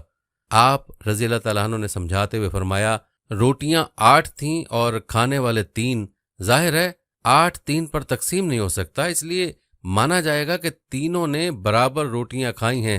سب کو مساوی کرنے کے لیے روٹیوں کے ٹکڑے مانے جائیں گے، ہر روٹی کو 3 ٹکڑوں میں تقسیم کیا جائے، اس طرح 8 روٹیوں کے 24 ٹکڑے ہوئے۔ اس حساب سے ہر شخص نے روٹی کے 8 ٹکڑے کھائے۔ اب چونکہ تمہاری 3 روٹیاں تھیں ان کے 9 ٹکڑے ہوئے، جن میں سے 8 ٹکڑے تم نے خود کھا لیے، باقی بچا 1 ٹکڑا وہ تیسرے شخص نے کھا لیا۔ تمہارے ساتھی کی 5 روٹیوں کے 15 ٹکڑے ہوئے، جن میں سے 8 اس نے اور باقی 7 تیسرے شخص نے کھائے۔ اس شخص نے تمہاری روٹی کا 1 ٹکڑا کھایا، اس لیے تمہارا حق 1 درہم ہے۔ وہ شخص خوشی خوشی 1 درہم پر راضی ہو گیا۔ آفرین ہے منصف پر اور آفرین ہے مدعی پر جس نے فوراً سر تسلیم خم کر دیا۔ ایک اور واقعہ آپ کی ذہانت سے متعلق یوں ہے کہ 3 آدمیوں کے درمیان 17 اونٹوں کی تقسیم پر جھگڑا ہو گیا، کیونکہ ان میں سے ایک کا کل میں آدھا حصہ تھا اور وہ دوسرے کا تہائی اور تیسرے کا 9واں حصہ تھا، اور ہر ایک صحیح مکمل اونٹ لینا چاہتا تھا، لیکن 17 کا عدد مذکورہ حصوں پر بغیر کسر کے تقسیم نہیں ہو سکتا تھا۔ یہ معاملہ حضرت علی علیہ السلام کی خدمت میں پیش ہوا۔ آپ نے ان تینوں آدمیوں سے فرمایا اگر تم اجازت دو تو میں بغیر اونٹ ذبح کیے فیصلہ کر دوں، اور فیصلے میں آسانی کے لیے اونٹوں میں اپنا ایک اونٹ شامل کر دوں۔ ان لوگوں نے کہا کوئی حرج نہیں۔ چنانچہ آپ نے اپنا ایک اونٹ ان 17 اونٹوں میں ملا دیا تو اونٹ 18 ہو گئے۔ تو آپ نے ان میں سے آدھے حصے کے مالک کو کہا تم اس میں سے اپنا نصف حصہ الگ کر لو۔ اس نے 9 اونٹ علیحدہ کر لیے۔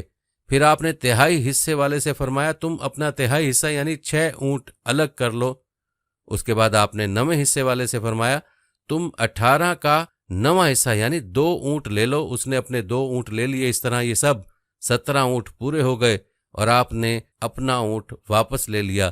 تینوں حصے داروں نے اس تقسیم کو پسند کیا اور فیصلہ تسلیم کر لیا۔ ناظرین، سیدنا علی رضی اللہ تعالیٰ عنہ کی بہت سی کرامات ہیں۔ آپ کی کرامتوں میں سے چند کرامات یہ ہیں کہ مقام صفین کو جاتے ہوئے حضرت علی رضی اللہ تعالیٰ عنہ کا لشکر ایک ایسے میدان سے گزرا جہاں پانی نایاب تھا۔ پورا لشکر پیاس کی شدت سے بےتاب ہو گیا۔ وہاں کے گرجا گھر میں ایک راہب رہتا تھا۔ اس نے بتایا کہ یہاں سے 2 کوس کے فاصلے پر پانی مل سکے گا۔ کچھ لوگوں نے اجازت طلب کی تاکہ وہ وہاں جا کر پانی پئیں۔ یہ سن کر آپ اپنے خچر پر سوار ہو گئے اور ایک جگہ کی طرف اشارہ فرمایا کہ اس جگہ تم لوگ زمین کو کھودو۔ چنانچہ لوگوں نے زمین کی کھدائی شروع کر دی تو ایک پتھر ظاہر ہوا۔ لوگوں نے اس پتھر کو نکالنے کی انتہائی کوشش کی لیکن تمام آلات بیکار ہو گئے اور وہ پتھر نہ نکل سکا۔ یہ دیکھ کر آپ کو جلال آ گیا اور آپ نے اپنی سواری سے اتر کر آستین چڑھائی اور دونوں ہاتھوں کی انگلیوں کو اس پتھر کی دراز میں ڈال کر زور لگایا تو پتھر نکل پڑا اور اس کے نیچے سے ایک نہایت ہی صاف شفاف اور شیریں پانی کا چشمہ ظاہر ہو گیا اور تمام لشکر اس پانی سے سیراب ہو گیا۔ لوگوں نے اپنے جانوروں کو بھی پلایا اور لشکر کی تمام مشکوں کو بھی بھر لیا۔ پھر آپ رضی اللہ تعالیٰ عنہ نے اس پتھر کو اس کی جگہ پر رکھ دیا۔ गिरजा घर का ईसाई राहिब आपकी करामत देखकर सामने आया और आप रज़ी अल्लाह तआला अन्हु से दरियाफ्त किया कि आप फरिश्ता हैं? आप रज़ी अल्लाह तआला अन्हु ने फरमाया नहीं। उसने पूछा क्या आप नबी हैं? आप रज़ी अल्लाह तआला अन्हु ने फरमाया नहीं। उसने कहा फिर आप कौन हैं? आप रज़ी अल्लाह तआला अन्हु ने फरमाया मैं पैगंबर मुरसल हज़रत मोहम्मद बिन अब्दुल्लाह ख़ातमुन नबिय्यीन सल्लल्लाहु अलैहि वसल्लम का सहाबी हूँ और मुझको हजूर अक़दस सल्लल्लाहु अलैहि वसल्लम ने चंद बातों की वसीयत भी फरमाई है। ये सुनकर वो ईसाई राहिब कलमा शरीफ पढ़कर मुशर्रफ पे इस्लाम हो गया। आप रज़ी अल्लाह तआला अन्हु ने फरमाया तुमने इतनी मुद्दत तक इस्लाम क्यों कबूल नहीं किया था? राहिब ने कहा कि हमारी किताबों में ये लिखा हुआ है कि इस गिरजा घर के करीब जो एक चश्मा पोशीदा है, इस चश्मे को वही शख्स जाहिर करेगा जो या तो नबी होगा या नबी का सहाबी होगा। चुनाचे मैं और मुझसे पहले बहुत से राहिब इस गिरजा घर में इसी इंतजार में मुकीम रहे। अब आज आपने चश्मा जाहिर कर दिया तो मेरी मुराद बराई, इसलिए मैंने आपके दीन को कबूल कर लिया। राहिब की तकरीर सुनकर आप रो पड़े और इस कदर रोए कि आपकी रेश मुबारक आंसुओं से तर हो गई और फिर आपने इरशाद फरमाया अल्हम्दुलिल्लाह अज़्ज़ा वजल के उन लोगों की किताबों में भी मेरा जिक्र है। ये राहिब मुसलमान होकर आपके खादिमों में शामिल हो गया और आपके लश्कर में दाखिल होकर शामियों से जंग करते हुए शहीद हो गया और आपने उसको अपने दस्ते मुबारक से दफन किया और उसके लिए मगफरत की दुआ फरमाई। हज़रत अब्दुर्रहमान बिन अबी लैला रहमतुल्लाह अलैह कहते हैं हज़रत अली करमल्लाहु वजह सर्दियों में एक लुंगी और एक चादर ओढ़कर बाहर निकला करते थे और ये दोनों कपड़े पतले होते थे और गर्मियों में मोटे कपड़े ऐसा जुब्बा पहनकर निकला करते थे जिसमें रूई भरी होती थी। लोगों ने मुझसे कहा कि आपके अब्बा जान रात को हज़रत अली उल मुर्तज़ा रज़ी अल्लाह तआला अन्हु से बातें करते हैं, आप अपने अब्बा जान से कहें कि वो हज़रत अली उल मुर्तज़ा रज़ी अल्लाह तआला अन्हु से इस बारे में पूछें। मैंने अपने वालिद से कहा लोगों ने अमीरुल मोमिनीन का एक काम देखा है जिससे वो हैरान हैं। मेरे वालिद ने कहा कि वो क्या है? मैंने कहा वो सख्त गर्मी में रूई वाले जुब्बे और मोटे कपड़ों में बाहर आते हैं और उन्हें गर्मी की कोई परवाह नहीं होती, और सख्त सर्दी में पतले कपड़ों में बाहर आते हैं, ना उन्हें सर्दी की कोई परवाह होती है और ना वो सर्दी से बचने की कोशिश करते हैं। तो क्या आपने उनसे इस बारे में कुछ सुना है? लोगों ने मुझे कहा है कि जब आप रात को उनसे बातें करें तो ये बात भी उनसे पूछ लें। चुनाचे जब रात को मेरे वालिद हज़रत अली उल मुर्तज़ा रज़ी अल्लाह तआला अन्हु के पास गए तो उनसे कहा ए अमीरुल मोमिनीन, लोग आपसे एक चीज़ के बारे में पूछना चाहते हैं। हज़रत अली रज़ी अल्लाह तआला अन्हु ने कहा कि वो क्या है? मेरे वालिद ने कहा आप सख्त गर्मी में रूई वाला जुब्बा और मोटे कपड़े पहनकर बाहर आते हैं और सख्त सर्दी में दो पतले कपड़े पहनकर बाहर आते हैं, ना आपको सर्दी की परवाह होती है और ना उससे बचने की कोशिश करते हैं। हज़रत अली उल मुर्तज़ा करमुल्लाह वजह ने फरमाया ए अबू लैला, क्या आप खैबर में हमारे साथ नहीं थे? मेरे वालिद ने कहा अल्लाह की कसम मैं आप लोगों के साथ था। हज़रत अली उल मुर्तज़ा रज़ी अल्लाह तआला अन्हु ने फरमाया हजूर सल्लल्लाहु अलैहि वसल्लम ने पहले हज़रत अबू बकर सिद्दीक रज़ी अल्लाह तआला अन्हु को भेजा, वो लोगों को लेकर किला पर हमला आवर हुए लेकिन किला फतह ना हो सका, वो वापस आ गए। हजूर अकरम सल्लल्लाहु अलैहि वसल्लम ने फिर हज़रत उमर रज़ी अल्लाह तआला अन्हु को भेजा, वो लोगों को लेकर हमला आवर हुए लेकिन किला फतह ना हो सका, वो भी वापस आ गए। इस पर हजूर सल्लल्लाहु अलैहि वसल्लम ने फरमाया अब मैं झंडा ऐसे आदमी को दूंगा जिसे अल्लाह और उसके रसूल सल्लल्लाहु अलैहि वसल्लम से बहुत मोहब्बत है। अल्लाह उसके हाथों फतह नसीब फरमाएगा और वो भगोड़ा भी नहीं है। चुनाचे हजूर सल्लल्लाहु अलैहि वसल्लम ने आदमी भेजकर मुझे बुला लिया और आप सल्लल्लाहु अलैहि वसल्लम की खिदमत में हाजिर हुआ। मेरी आंख दुख रही थी, मुझे कुछ नजर नहीं आ रहा था। हजूर सल्लल्लाहु अलैहि वसल्लम ने मेरी आंखों पर लुआब लगाया और ये दुआ की कि अल्लाह गर्मी और सर्दी से इसकी हिफाजत फरमा। उसके बाद मुझे ना कभी गर्मी लगी और ना कभी सर्दी। एक शख्स आप रज़ी अल्लाह तआला अन्हु की खिदमत अक़दस में हाजिर हुआ तो आपने उसको इसकी हालत बताकर ये बताया कि तुमको फलां खजूर के दरख्त पर फांसी दी जाएगी। चुनाचे उस शख्स के बारे में जो कुछ आप रज़ी अल्लाह तआला अन्हु ने फरमाया था वो हर्फ बहरफ दुरुस्त निकला और आपकी पेशगोई पूरी होकर रही। एक मरतबा जब हज़रत अली छोटी उम्र के थे, यानी अभी जवानी का वक्त था, तो उस वक्त नबी करीम सल्लल्लाहु अलैहि वसल्लम ने आपको गवर्नर बनाकर भेजा। आप तो फौरन अर्ज करने लगे कि या रसूलल्लाह मुझे सियासत नहीं आती, मैं दो लोगों के दरमियान फैसला नहीं कर सकता और मुसालत का तरीका भी मैंने कभी नहीं सीखा। तो रसूलुल्लाह सल्लल्लाहु अलैहि वसल्लम ने फरमाया ए अली, मैं तुम्हारे लिए दुआ करता हूँ, तुम्हें कभी मुश्किल पेश ना आएगी। बस ये याद रखना कि जब भी तुम्हारे पास कोई शख्स फरियाद लेकर आए تو تم دوسرے کی بات بھی مکمل سننا اور دوسرے شخص کی بات سنے بغیر کبھی فیصلہ نہ کرنا۔ حضرت علی فرماتے ہیں کہ اس دعا کی وجہ سے مجھے کبھی پریشانی نہیں ہوئی اور ہمیشہ فیصلہ کرنے میں اللہ تعالیٰ کی مدد ساتھ ہوتی تھی، اور میں اس نصیحت پر خوب عمل کیا کرتا تھا، جب تک دوسرے فریق کی بات نہ سن لوں کوئی نتیجہ اخذ نہیں کرتا تھا۔ یہ تو ایک چھوٹا سا واقعہ ہے۔ غزوہ خیبر میں جب حضرت علی رضی اللہ تعالیٰ عنہ کو رسول صلی اللہ علیہ وسلم نے جھنڈا عطا فرمایا اور کس شان سے فتح حاصل ہوئی، اس کا تذکرہ ہم آئندہ ویڈیو میں کریں گے۔ آپ کو بتاتا چلوں کہ حضرت علی رضی اللہ تعالیٰ عنہ ان خوش نصیب صحابہ میں سے جن کی کثرت ازدواج اور کثرت اولاد تھیں، یعنی آپ کی بیویاں بھی بہت ساری تھیں اور اولاد بھی بہت ساری تھیں۔ کثرت ازدواج یعنی متعدد شادیوں کی فضیلت پر بہت سارے لوگ بیان کرتے ہیں، اور اس کے اتنے فائدے ہیں کہ جہاں ایک سے زائد شادیوں کا رواج پڑ جائے وہاں سے بے حیائی رخصت ہو جاتی ہے، فسادات اور لڑکیوں کا گھر سے بھاگ جانا ختم ہو جاتا ہے، معاشرے میں امن و سکون پھیلنے لگتا ہے۔ اس لیے صحابہ کرام کے دور میں بھی اگر دیکھا جائے تو ایک شادی والے صحابہ بہت کم سننے کو ملتے ہیں، بلکہ کوئی صحابی ایسا ہی نہیں جس نے ایک شادی کی ہو، نہ ہونے کے برابر ہیں۔ اور حضرت علی کے بارے میں ایک روایت یہ بھی ہے کہ آپ کی 9 شادیاں تھیں، ٹوٹل 9 شادی، یعنی آپ طلاق بھی دے دیا کرتے تھے اور بیک وقت ایک سے زائد بیویاں بھی رکھ لیا کرتے تھے۔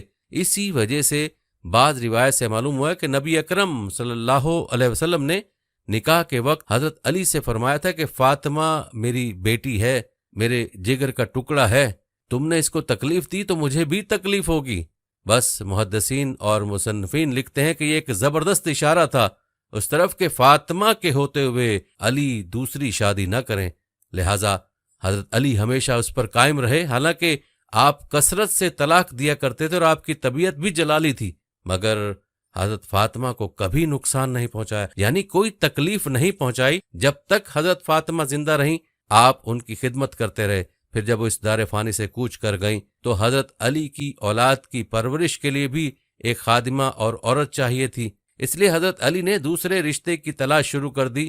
خدا کی قدرت دیکھیے اور قدرت کے فیصلے دیکھیے کہ جس عورت سے شادی ہوئی اس کا نام بھی فاطمہ تھا۔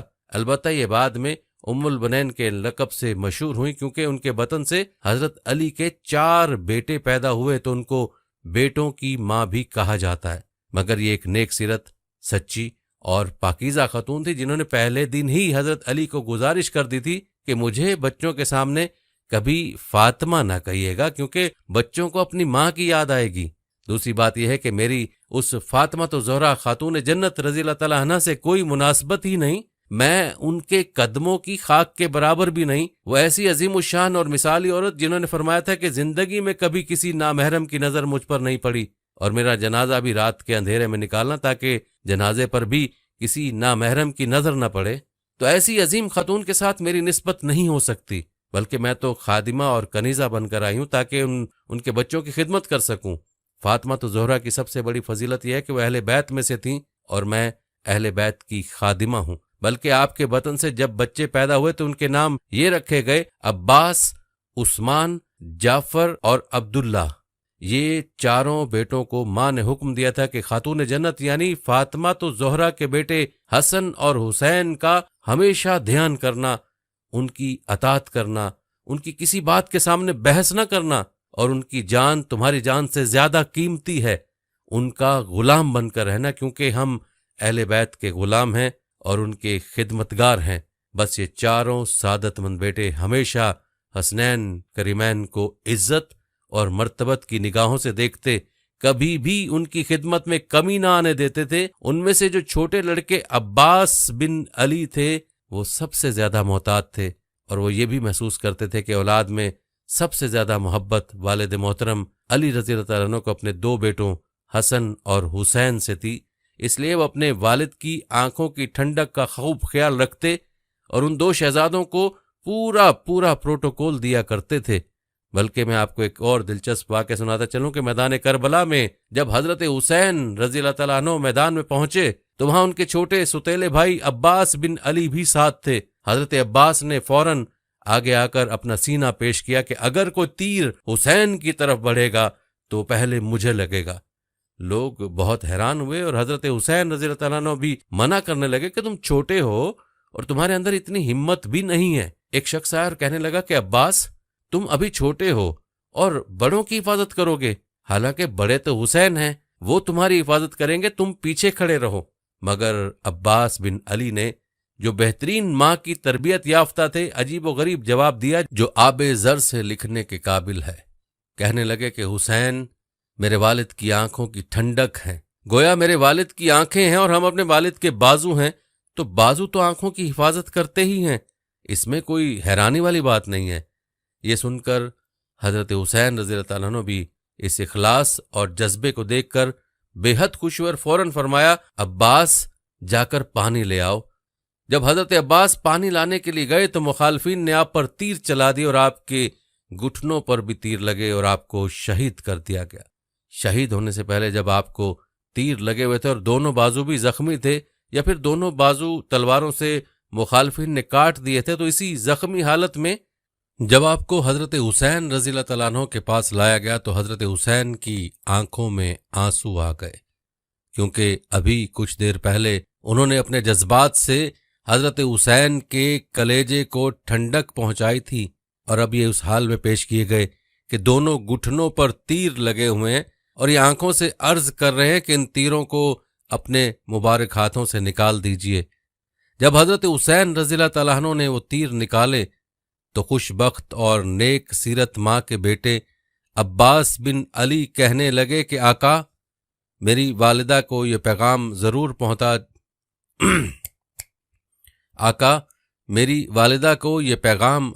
پہنچا دیجیے گا کہ میں نے ہمیشہ آپ کی خدمت کی ہے اور آج اپنے دونوں ہاتھوں سے معذور ہونے کی وجہ سے آپ کو تکلیف تھی کہ آپ میرے گھٹنے میں پیوست تیروں کو نکال رہے ہیں، ورنہ اتنی بھی تکلیف آپ کو زندگی میں نہ پہنچنے دیتا۔ یہ تو ایک بیٹے کی داستان تھی۔ ام البنین کے باقی تینوں بیٹے بھی اسی جنگ کربلا یعنی میدان کربلا میں امام حسین رضی اللہ تعالیٰ عنہ پر اپنی جان نچھاور کر گئے اور کبھی بھی اپنی والدہ کی تربیت کو پھیکا نہ پڑنے دیا، اور جب جنگ ختم ہوئی تو اہل بیت کے مقام کو سمجھنے والی اور خود کو کنیز سمجھنے والی عورت ام البنین کو خبر پہنچائی گئی کہ تمہارا بیٹا عباس شہید ہو گیا، پھر بتایا گیا کہ جعفر شہید ہو گیا اور تمہارا بیٹا عبداللہ اور عثمان بھی شہید ہو گیا۔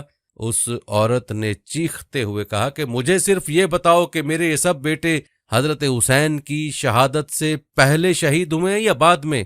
اس عورت کے جذبات اور احساسات اس طرح تھے کہ گویا اس کا دل پھٹ جائے گا۔ جب اس کو بتایا گیا کہ یہ سب پہلے شہید ہوئے اور انہوں نے خوب حفاظت کی اور حضرت حسین ان سب کے بعد شہید ہوئے، تب جا کر اس ماں کو سکون ملا جو اہل بیت کے مقام کو سمجھتی تھی اور اپنے بیٹوں سے زیادہ اہل بیت کی فکر رکھتی تھی۔ اس نے سکون کا سانس لیا اور شکر ادا کیا کہ الحمدللہ میرے بیٹوں نے حق ادا کر دیا، سبحان اللہ۔ اہل بیت کی بہت بڑی عظمت اور قدر ہے، اس کو شریعت میں خاص اہمیت دی گئی ہے۔ اسی طرح ایک واقعہ ایک زانیہ عورت کا جس نے غلطی سے زنا کر لیا تھا اور پھر حمل ٹھہر گیا، اس کا ناجائز دوست چھوڑ کر بھاگ گیا۔ یہ حضرت علی کرم اللہ وجہہ کا زمانہ تھا۔ یہ عورت بہت پریشان ہوئی، اپنے گناہ کا بوجھ اپنے ساتھ لے کر پھرتی تھی اور دل ہی دل میں ندامت تھی کہ اس گناہ کا خمیازہ کیسے بھگتنا ہوگا۔ بچہ بھی پیٹ میں ہے اور وہ شخص بھی بھاگ گیا ہے۔ ایک دن جب اس پر حد سے زیادہ غلبہ ہوا اور آخرت کا عذاب اس کے سامنے تھا تو اس نے خود کو پاک کروانے اور دنیا میں ہی اپنی سزا حاصل کرنے کا ارادہ کیا۔ لہٰذا یہ امیر المومنین مسلمانوں کے خلیفہ حضرت علی کرم اللہ تعالیٰ وجہہ کے پاس آئی، مسلسل روئے جا رہی تھی اور حمل بھی اس کے پیٹ میں ٹھہرا ہوا تھا۔ اس نے حضرت علی کے دربار میں جرم کا اقرار کیا کہ حضرت میں نے زنا کیا اور میرے پیٹ میں یہ غلط بچہ ہے جس کی سزا مجھے اس دنیا میں مل جانی چاہیے تاکہ آخرت کی ہمیشہ ہمیشہ کی سزا سے بچ جاؤں۔ حضرت علی کرم اللہ وجہہ بہت پریشان ہوئے کہ اس کا فیصلہ کیسے کیا جائے، اس پر حد کیسے جاری کی جائے۔ چنانچہ انہوں نے کچھ مخصوص سوال کیے کہ زنا کیسے ہوا اور کب ہوا وغیرہ وغیرہ۔ ان کا ارادہ یہ تھا کہ اگر کوئی بھی شک و شبہ والی بات ہوگی یا عورت کمزور بات کرے گی تو اس سے حد ساکت ہو جائے گی اور اس کی جان بچ جائے گی، پھر امید ہے کہ اللہ تعالیٰ قیامت والے دن بھی اس کو معاف فرما دیں گے۔ مگر اس عورت نے ہر بات کا جواب دے دیا جس سے حد زنا جاری ہوتی تھی اور زنا ثابت ہوتا تھا۔ اب کی بار حضرت علی نے اس کو حکم دیا کہ تم جاؤ اور وضع حمل تک صبر کرو، یعنی ابھی اس بات کا کسی سے بھی تذکرہ نہ کرنا، جب بچہ پیدا ہو جائے تو پھر میرے پاس آنا تاکہ بچہ ضائع نہ ہو اور بلا وجہ بچے کی موت نہ ہو۔ وہ عورت یہ سن کر صبر میں آ گئی اور کہنے لگی ٹھیک ہے۔ چند ماہ بعد جب وضع حمل ہو گیا تو دوبارہ اس کو فکر لاحق ہوئی کہ اگر میں مر گئی تو مجھے آخرت میں زانیہ جیسا عذاب ملے گا، اس سے بہتر ہے کہ دنیا میں ہی سزا مل جائے تاکہ آخرت کی ہمیشہ ہمیشہ رسوائی سے بچ جاؤں۔ وہ بچے کی ولادت سے فارغ ہوتے ہی دوبارہ حضرت علی کے دربار میں حاضر ہو گئی۔ حضرت علی پھر پریشان ہو گئے کہ میں نے تو سوچا تھا کہ اپنا گناہ بھول جائے گی اور بچے کی خوشی سے اس کا خیال بدل جائے گا، مگر یہ پھر آ گئی۔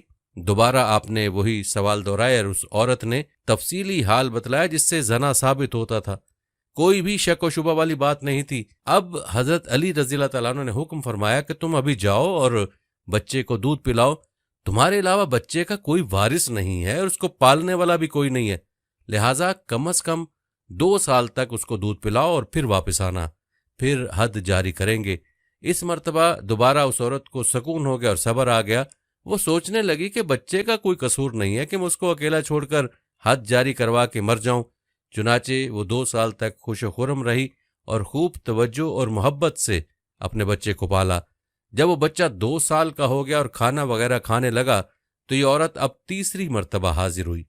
اب یہ پہلے سے بھی زیادہ بے چین تھی اور اصرار کر رہی تھی کہ مجھ پر حد جاری کی جائے، میرا گناہ بخشوایا جائے اور مجھے پاک کیا جائے، مجھے طہارت عطا فرمائے۔ اب یہ تیسری شہادت اس کی خود کی ہو چکی تھی۔ جب حضرت علی نے دوبارہ وہی سوال دہرائے اور کوئی شک و شبہ والی بات سامنے نہ آئی تو 3 شہادتیں اس کی زنا کی اس کی زبان سے موصول ہو چکی تھیں۔ حضرت علی بہت پریشان تھے کہ اب کون سی ایسی بات کی جائے کہ یہ عورت واپس نہ آئے اور اللہ تعالیٰ سے توبہ کر لے تاکہ اللہ تعالیٰ اس کے گناہ کو معاف کر دیں، کیونکہ جب یہ چوتھی مرتبہ آئے گی اور 4 شہادتیں اس کی زبان سے پوری ہو جائیں گی تو پھر حد جاری کرنا ضروری ہو جائے گا۔ چنانچہ بہت سوچ بچار کے بعد حضرت علی کرم اللہ تعالیٰ وجہ نے ارشاد فرمایا، اے عورت، ابھی تمہارے بچے کا شیر خواری کا زمانہ ختم ہو چکا ہے، مگر اس کو پالنے والا تمہارے علاوہ کوئی نہیں ہے، اس لیے اگر اس کو اکیلا چھوڑ دیا تو بہت امید ہے کہ وہ زندہ نہیں بچ پائے گا، اس لیے بچے کی زندگی بچانے کے لیے فیصلہ کرنا ضروری ہے کہ تم جا کر بچے کی پرورش کرو اور اس کا اتنا خود مختار بنا دو کہ اگر چھت پر اکیلا چھوڑ دیا جائے تو وہ نیچے نہ گرے۔ یہ عورت اس عجیب و غریب فیصلے پر حیران ضرور ہوئی، مگر امیر المومنین کا یہ فیصلہ تھا اس لیے مان لیا۔ امیر المومنین حضرت علی کرم اللہ تعالیٰ وجہ اس عورت کو زندہ رکھنا چاہتے تھے تاکہ یہ توبہ کر لے اور اس کی توبہ کی وجہ سے اللہ تعالیٰ اس کے گناہ کو معاف کر دیں۔ آپ کو امید تھی کہ اب تو یہ لوٹ کر نہیں آئے گی، کیونکہ کم از کم 10-12 سال تک بچہ اس قابل نہیں ہوتا کہ اس کو چھت پر اکیلا چھوڑا جا سکے، لہٰذا حضرت علی کو یہ واقعہ بالکل بھول گیا۔ مگر یہ عورت اس گناہ کی ندامت اپنے دل میں لیے ہوئے تھی۔ کئی سال گزرنے کے بعد یہ واپس حضرت علی کے پاس حاضر ہونے کے لیے گھر سے نکلی۔ راستے میں اس کو ایک صحابی مل گئے جن کو معلوم ہوا کہ یہ عورت طہارت چاہتی ہے اور حد جاری کروانا چاہتی ہے، مگر بچے کی فکر کی وجہ سے پریشان ہے، تو انہوں نے اس عورت کو تسلی دلائی کہ میں خود اس بچے کی کفالت کروں گا۔ لہٰذا وہ عورت اس صحابی کو لے کر امیر المومنین کے دربار میں آئی۔ جب حضرت علی رضی اللہ تعالیٰ عنہ نے دیکھا کہ بچہ اب کچھ بڑا ہو گیا اور عورت بھی دوبارہ اسی اصرار کے ساتھ حاضر ہو چکی ہے کہ میں طہارت چاہتی ہوں، تو آپ نے دوبارہ بچے کی طرف دیکھا تو یہ بات بھی معلوم ہوئی کہ اس صحابی نے بچے کی کفالت کا پورا ذمہ لے لیا۔ یہ بات سن کر حضرت علی کا چہرہ غصے اور ناراضگی سے سرخ ہو گیا۔ وہ صحابی ڈر گئے اور کہنے لگے کہ امیر المومنین، کیا میری کفالت کی وجہ سے آپ پریشان ہو گئے؟ حضرت علی دل ہی دل میں سوچ رہے تھے کہ یا الہی، اب تو 4 شہادتیں بھی پوری ہو گئی اور بچے کی وجہ سے اس عورت کو حد زنا کی تکلیف سے بچانا چاہتا تھا، مگر اس صحابی نے وہ عذر بھی ختم کر دیا۔ چنانچہ اب اعلان ہو گیا کہ اس عورت پر حد زنا جاری کی جائے گی، یعنی سب لوگوں کے سامنے اس کو زندہ سنگسار کیا جائے گا۔ حضرت علی نے مقام کی نشاندہی کر دی کہ فلاں مقام پر اس عورت کو سزا جاری کی جائے گی، سب لوگ اس مقررہ وقت پر پتھر لے کر پہنچ جائیں۔ دوسرے دن اشراق کے وقت سب جمع ہوئے اور عورت کا آدھا بدن گڑھے میں ڈال کر بند کر دیا، باقی آدھے بدن پر پتھر برسانے کا حکم تھا۔ اسی دوران ایک عجیب و غریب اعلان کیا گیا۔ حضرت علی ایک اونچی چیز پر چڑھ کر لوگوں سے مخاطب اور فرمایا، تم میں سے کوئی بھی ایسا شخص اس کو پتھر نہیں مار سکتا جس کی اپنی گردن پر حد ہو۔ یہ عجیب و غریب شرط سن کر وہاں کے سارے لوگ منتشر ہو گئے۔ وہ سمجھ چکے تھے کہ پتھر مارنے میں تخفیف کی جا رہی ہے، لہذا صرف 2 بندے وہاں پر موجود تھے، حسنین کریمین یعنی حضرت حسن رضی اللہ تعالیٰ عنہ اور حضرت حسین رضی اللہ تعالیٰ عنہ۔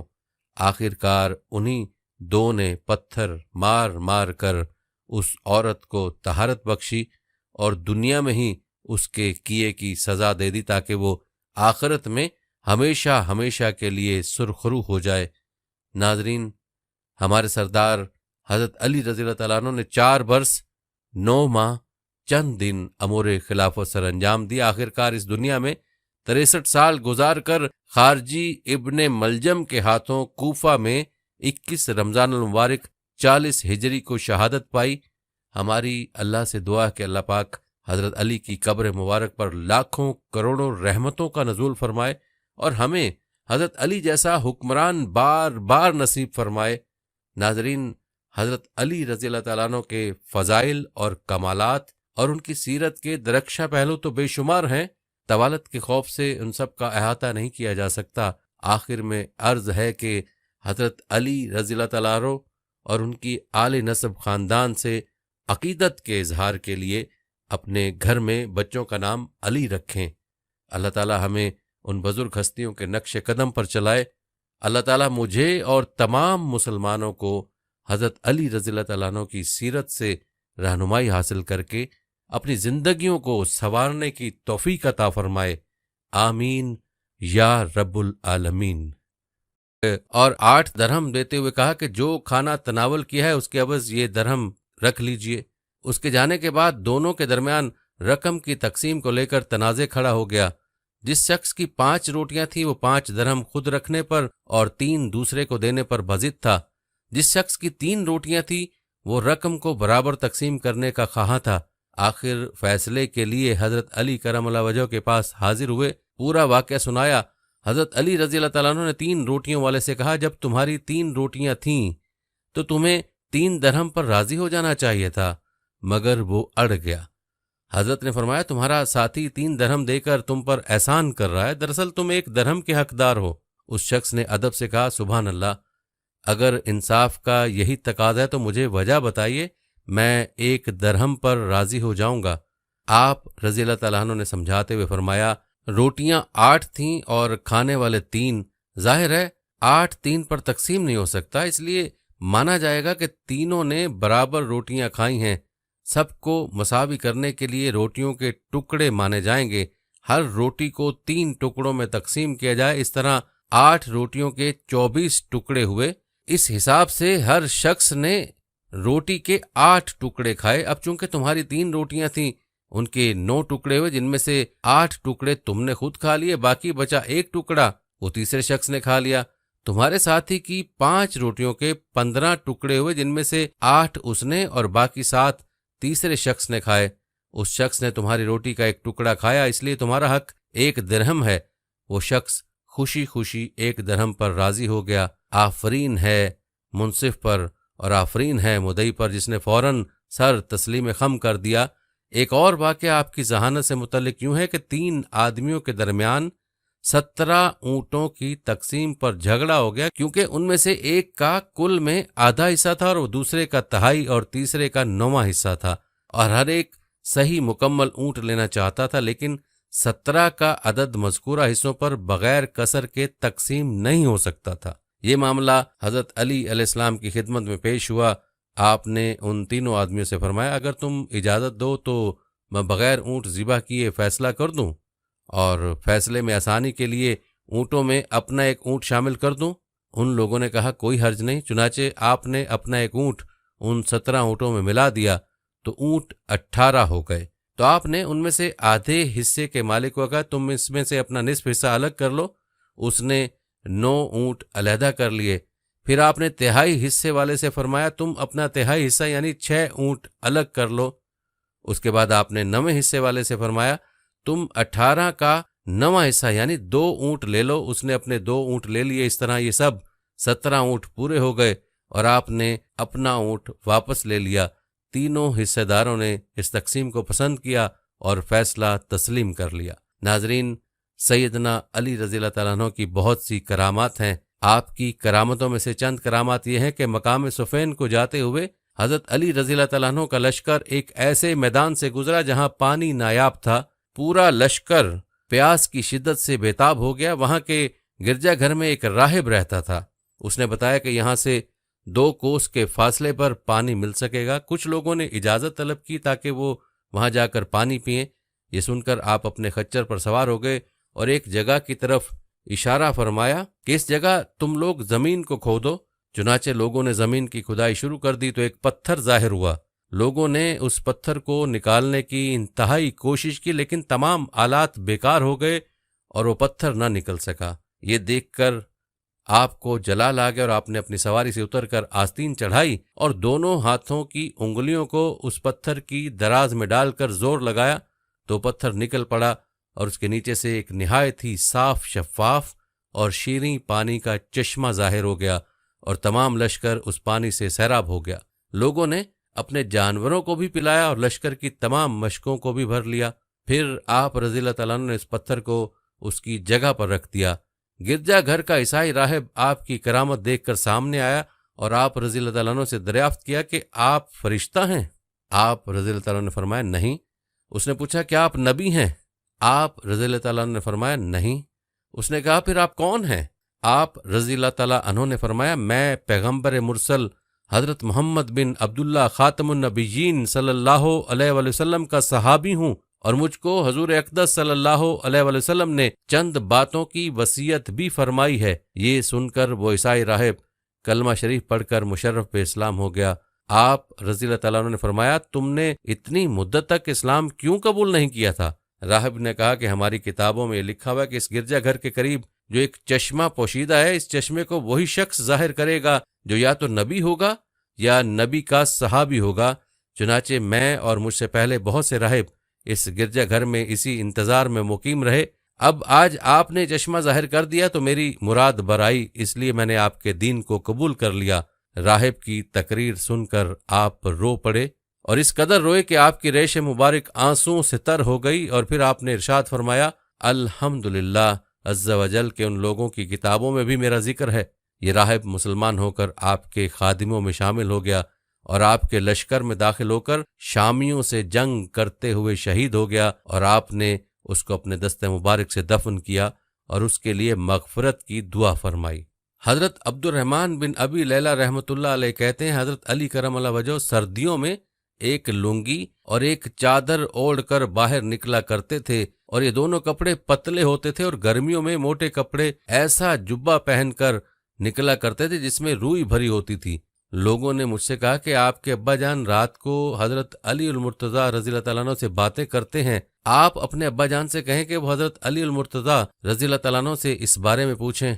मैंने अपने वालिद से कहा लोगों ने अमीरुल मोमिनीन का एक काम देखा है जिससे वो हैरान हैं। मेरे वालिद ने कहा कि वो क्या है? मैंने कहा वो सख्त गर्मी में रूई वाले जुब्बे और मोटे कपड़ों में बाहर आते हैं और उन्हें गर्मी की कोई परवाह नहीं होती, और सख्त सर्दी में पतले कपड़ों में बाहर आते हैं, ना उन्हें सर्दी की कोई परवाह होती है और ना वो सर्दी से बचने की कोशिश करते हैं। तो क्या आपने उनसे इस बारे में कुछ सुना है? लोगों ने मुझे कहा है कि जब आप रात को उनसे बातें करें तो ये बात भी उनसे पूछ लें। चुनाचे जब रात को मेरे वालिद हजरत अली उल मुर्तज़ा रज़ियल्लाहु तआला अन्हु के पास गए तो उनसे कहा ए अमीरुल मोमिनीन, लोग आपसे एक चीज के बारे में पूछना चाहते हैं। हजरत अली रज़ियल्लाहु तआला अन्हु ने कहा कि वो क्या है? मेरे वालिद ने कहा आप सख्त गर्मी में रूई वाला जुब्बा और मोटे कपड़े पहनकर बाहर आते हैं और सख्त सर्दी में 2 पतले कपड़े पहनकर बाहर आते हैं, ना आपको सर्दी की परवाह होती है और ना उससे बचने की कोशिश करते हैं। हजरत अली उल मुर्तज़ा करमुल्लाह वजह ने फरमाया ए अबू लैला, क्या आप खैबर में हमारे साथ नहीं थे? मेरे वालिद ने कहा अल्लाह की कसम मैं आप लोगों के साथ था। हजरत अली उल मुर्तज़ा रज़ियल्लाहु तआला अन्हु ने फरमाया हजूर सल्लल्लाहु अलैहि वसल्लम ने पहले हजरत अबू बकर सिद्दीक रज़ियल्लाहु तआला अन्हु को भेजा। वो लोगों को लेकर किला पर हमला आवर हुए लेकिन किला फतह ना हो सका, वो वापस आ गए। हजूर अकरम सल्लल्लाहु अलैहि वसल्लम ने फिर हजरत उमर रज़ियल्लाहु तआला अन्हु को भेजा। وہ لوگوں کو لے کر حملہ آور ہوئے لیکن قلعہ فتح نہ ہو سکا، وہ بھی واپس آ گئے۔ اس پر حضور صلی اللہ علیہ وآلہ وسلم نے فرمایا، اب میں جھنڈا ایسے آدمی کو دوں گا جسے اللہ اور اس کے رسول صلی اللہ علیہ وآلہ وسلم سے بہت محبت ہے، اللہ اس کے ہاتھوں فتح نصیب فرمائے گا اور وہ بھگوڑا بھی نہیں ہے۔ چنانچہ حضور صلی اللہ علیہ وسلم نے آدمی بھیج کر مجھے بلا لیا اور آپ صلی اللہ علیہ وسلم کی خدمت میں حاضر ہوا۔ میری آنکھ دکھ رہی تھی، مجھے کچھ نظر نہیں آ رہا تھا۔ حضور صلی اللہ علیہ وسلم نے میری آنکھوں پر لعاب لگایا اور یہ دعا کی کہ اے اللہ گرمی اور سردی سے اس کی حفاظت فرما۔ اس کے بعد مجھے نہ کبھی گرمی لگی اور نہ کبھی سردی۔ ایک شخص آپ رضی اللہ تعالیٰ عنہ کی خدمت اقدس میں حاضر ہوا تو آپ نے اس کو اس کی حالت بتا کر یہ بتایا کہ تم کو فلاں کھجور کے درخت پر پھانسی دی جائے گی۔ چنانچہ اس شخص کے بارے میں جو کچھ آپ رضی اللہ تعالیٰ عنہ نے فرمایا تھا وہ حرف بحرف درست نکلا اور آپ کی پیش گوئی پوری ہو کر رہی۔ ایک مرتبہ جب حضرت علی چھوٹی عمر کے تھے، یعنی ابھی جوانی کا وقت تھا، تو اس وقت نبی کریم صلی اللہ علیہ وسلم نے آپ کو گورنر بنا کر بھیجا۔ آپ تو فوراً عرض کرنے لگے کہ یا رسول اللہ مجھے سیاست نہیں آتی، میں دو لوگوں کے درمیان فیصلہ نہیں کر سکتا اور مصالحت کا طریقہ بھی میں نے کبھی نہیں سیکھا۔ تو رسول اللہ صلی اللہ علیہ وسلم نے فرمایا، اے علی میں تمہارے لیے دعا کرتا ہوں، تمہیں کبھی مشکل پیش نہ آئے گی، بس یہ یاد رکھنا کہ جب بھی تمہارے پاس کوئی شخص فریاد لے کر آئے تو تم دوسرے کی بات بھی مکمل سننا اور دوسرے شخص کی بات سنے بغیر کبھی فیصلہ نہ کرنا۔ حضرت علی فرماتے ہیں کہ اس دعا کی وجہ سے مجھے کبھی پریشانی نہیں ہوئی اور ہمیشہ فیصلہ کرنے میں اللہ تعالیٰ کی مدد ساتھ ہوتی تھی، اور میں اس نصیحت پر خوب عمل کیا کرتا تھا، جب تک دوسرے فریق کی بات نہ سن لوں کوئی نتیجہ اخذ نہیں کرتا تھا۔ یہ تو ایک چھوٹا سا واقعہ ہے۔ غزوہ خیبر میں جب حضرت علی رضی اللہ تعالیٰ عنہ کو رسول صلی اللہ علیہ وسلم نے جھنڈا عطا فرمایا اور کس شان سے فتح حاصل ہوئی، اس کا تذکرہ ہم آئندہ ویڈیو میں کریں گے۔ آپ کو بتاتا چلوں کہ حضرت علی رضی اللہ تعالیٰ عنہ ان خوش نصیب صحابہ میں سے جن کی کثرت ازدواج اور کثرت اولاد تھیں، یعنی آپ کی بیویاں بھی بہت ساری تھیں اور اولاد بھی بہت ساری تھیں۔ کثرت ازواج یعنی متعدد شادیوں کی فضیلت پر بہت سارے لوگ بیان کرتے ہیں اور اس کے اتنے فائدے ہیں کہ جہاں ایک سے زائد شادیوں کا رواج پڑ جائے وہاں سے بے حیائی رخصت ہو جاتی ہے، فسادات اور لڑکیوں کا گھر سے بھاگ جانا ختم ہو جاتا ہے، معاشرے میں امن و سکون پھیلنے لگتا ہے۔ اس لیے صحابہ کرام کے دور میں بھی اگر دیکھا جائے تو ایک شادی والے صحابہ بہت کم سننے کو ملتے ہیں، بلکہ کوئی صحابی ایسا ہی نہیں جس نے ایک شادی کی ہو، نہ ہونے کے برابر ہیں۔ اور حضرت علی کے بارے میں ایک روایت یہ بھی ہے کہ آپ کی 9 شادیاں تھیں، ٹوٹل 9 شادی، یعنی آپ طلاق بھی دے دیا کرتے تھے اور بیک وقت ایک سے زائد بیویاں بھی رکھ لیا کرتے تھے۔ اسی وجہ سے بعض روایت سے معلوم ہوا ہے کہ نبی اکرم صلی اللہ علیہ وسلم نے نکاح کے وقت حضرت علی سے فرمایا تھا کہ فاطمہ میری بیٹی ہے، میرے جگر کا ٹکڑا ہے، تم نے اس کو تکلیف دی تو مجھے بھی تکلیف ہوگی۔ بس محدثین اور مصنفین لکھتے ہیں کہ یہ ایک زبردست اشارہ تھا اس طرف کہ فاطمہ کے ہوتے ہوئے علی دوسری شادی نہ کریں، لہٰذا حضرت علی ہمیشہ اس پر قائم رہے۔ حالانکہ آپ کثرت سے طلاق دیا کرتے تھے اور آپ کی طبیعت بھی جلالی تھی، مگر حضرت فاطمہ کو کبھی نقصان نہیں پہنچایا، یعنی کوئی تکلیف نہیں پہنچائی۔ جب تک حضرت فاطمہ زندہ رہیں آپ ان کی خدمت کرتے رہے۔ پھر جب وہ اس دار فانی سے کوچ کر گئیں تو حضرت علی کی اولاد کی پرورش کے لیے بھی ایک خادمہ اور عورت چاہیے تھی، اس لیے حضرت علی نے دوسرے رشتے کی تلاش شروع کر دی۔ خدا کی قدرت دیکھیے اور قدرت کے فیصلے دیکھیے کہ جس عورت سے شادی ہوئی اس کا نام بھی فاطمہ تھا۔ البتہ یہ بعد میں ام البنین کے لقب سے مشہور ہوئی، کیونکہ ان کے بطن سے حضرت علی کے 4 بیٹے پیدا ہوئے تو ان کو بیٹوں کی ماں بھی کہا جاتا ہے۔ مگر یہ ایک نیک سیرت، سچی اور پاکیزہ خاتون تھی جنہوں نے پہلے دن ہی حضرت علی کو گزارش کر دی تھی کہ مجھے بچوں کے سامنے کبھی فاطمہ نہ کہیے گا، کیونکہ بچوں کو اپنی ماں کی یاد آئے گی۔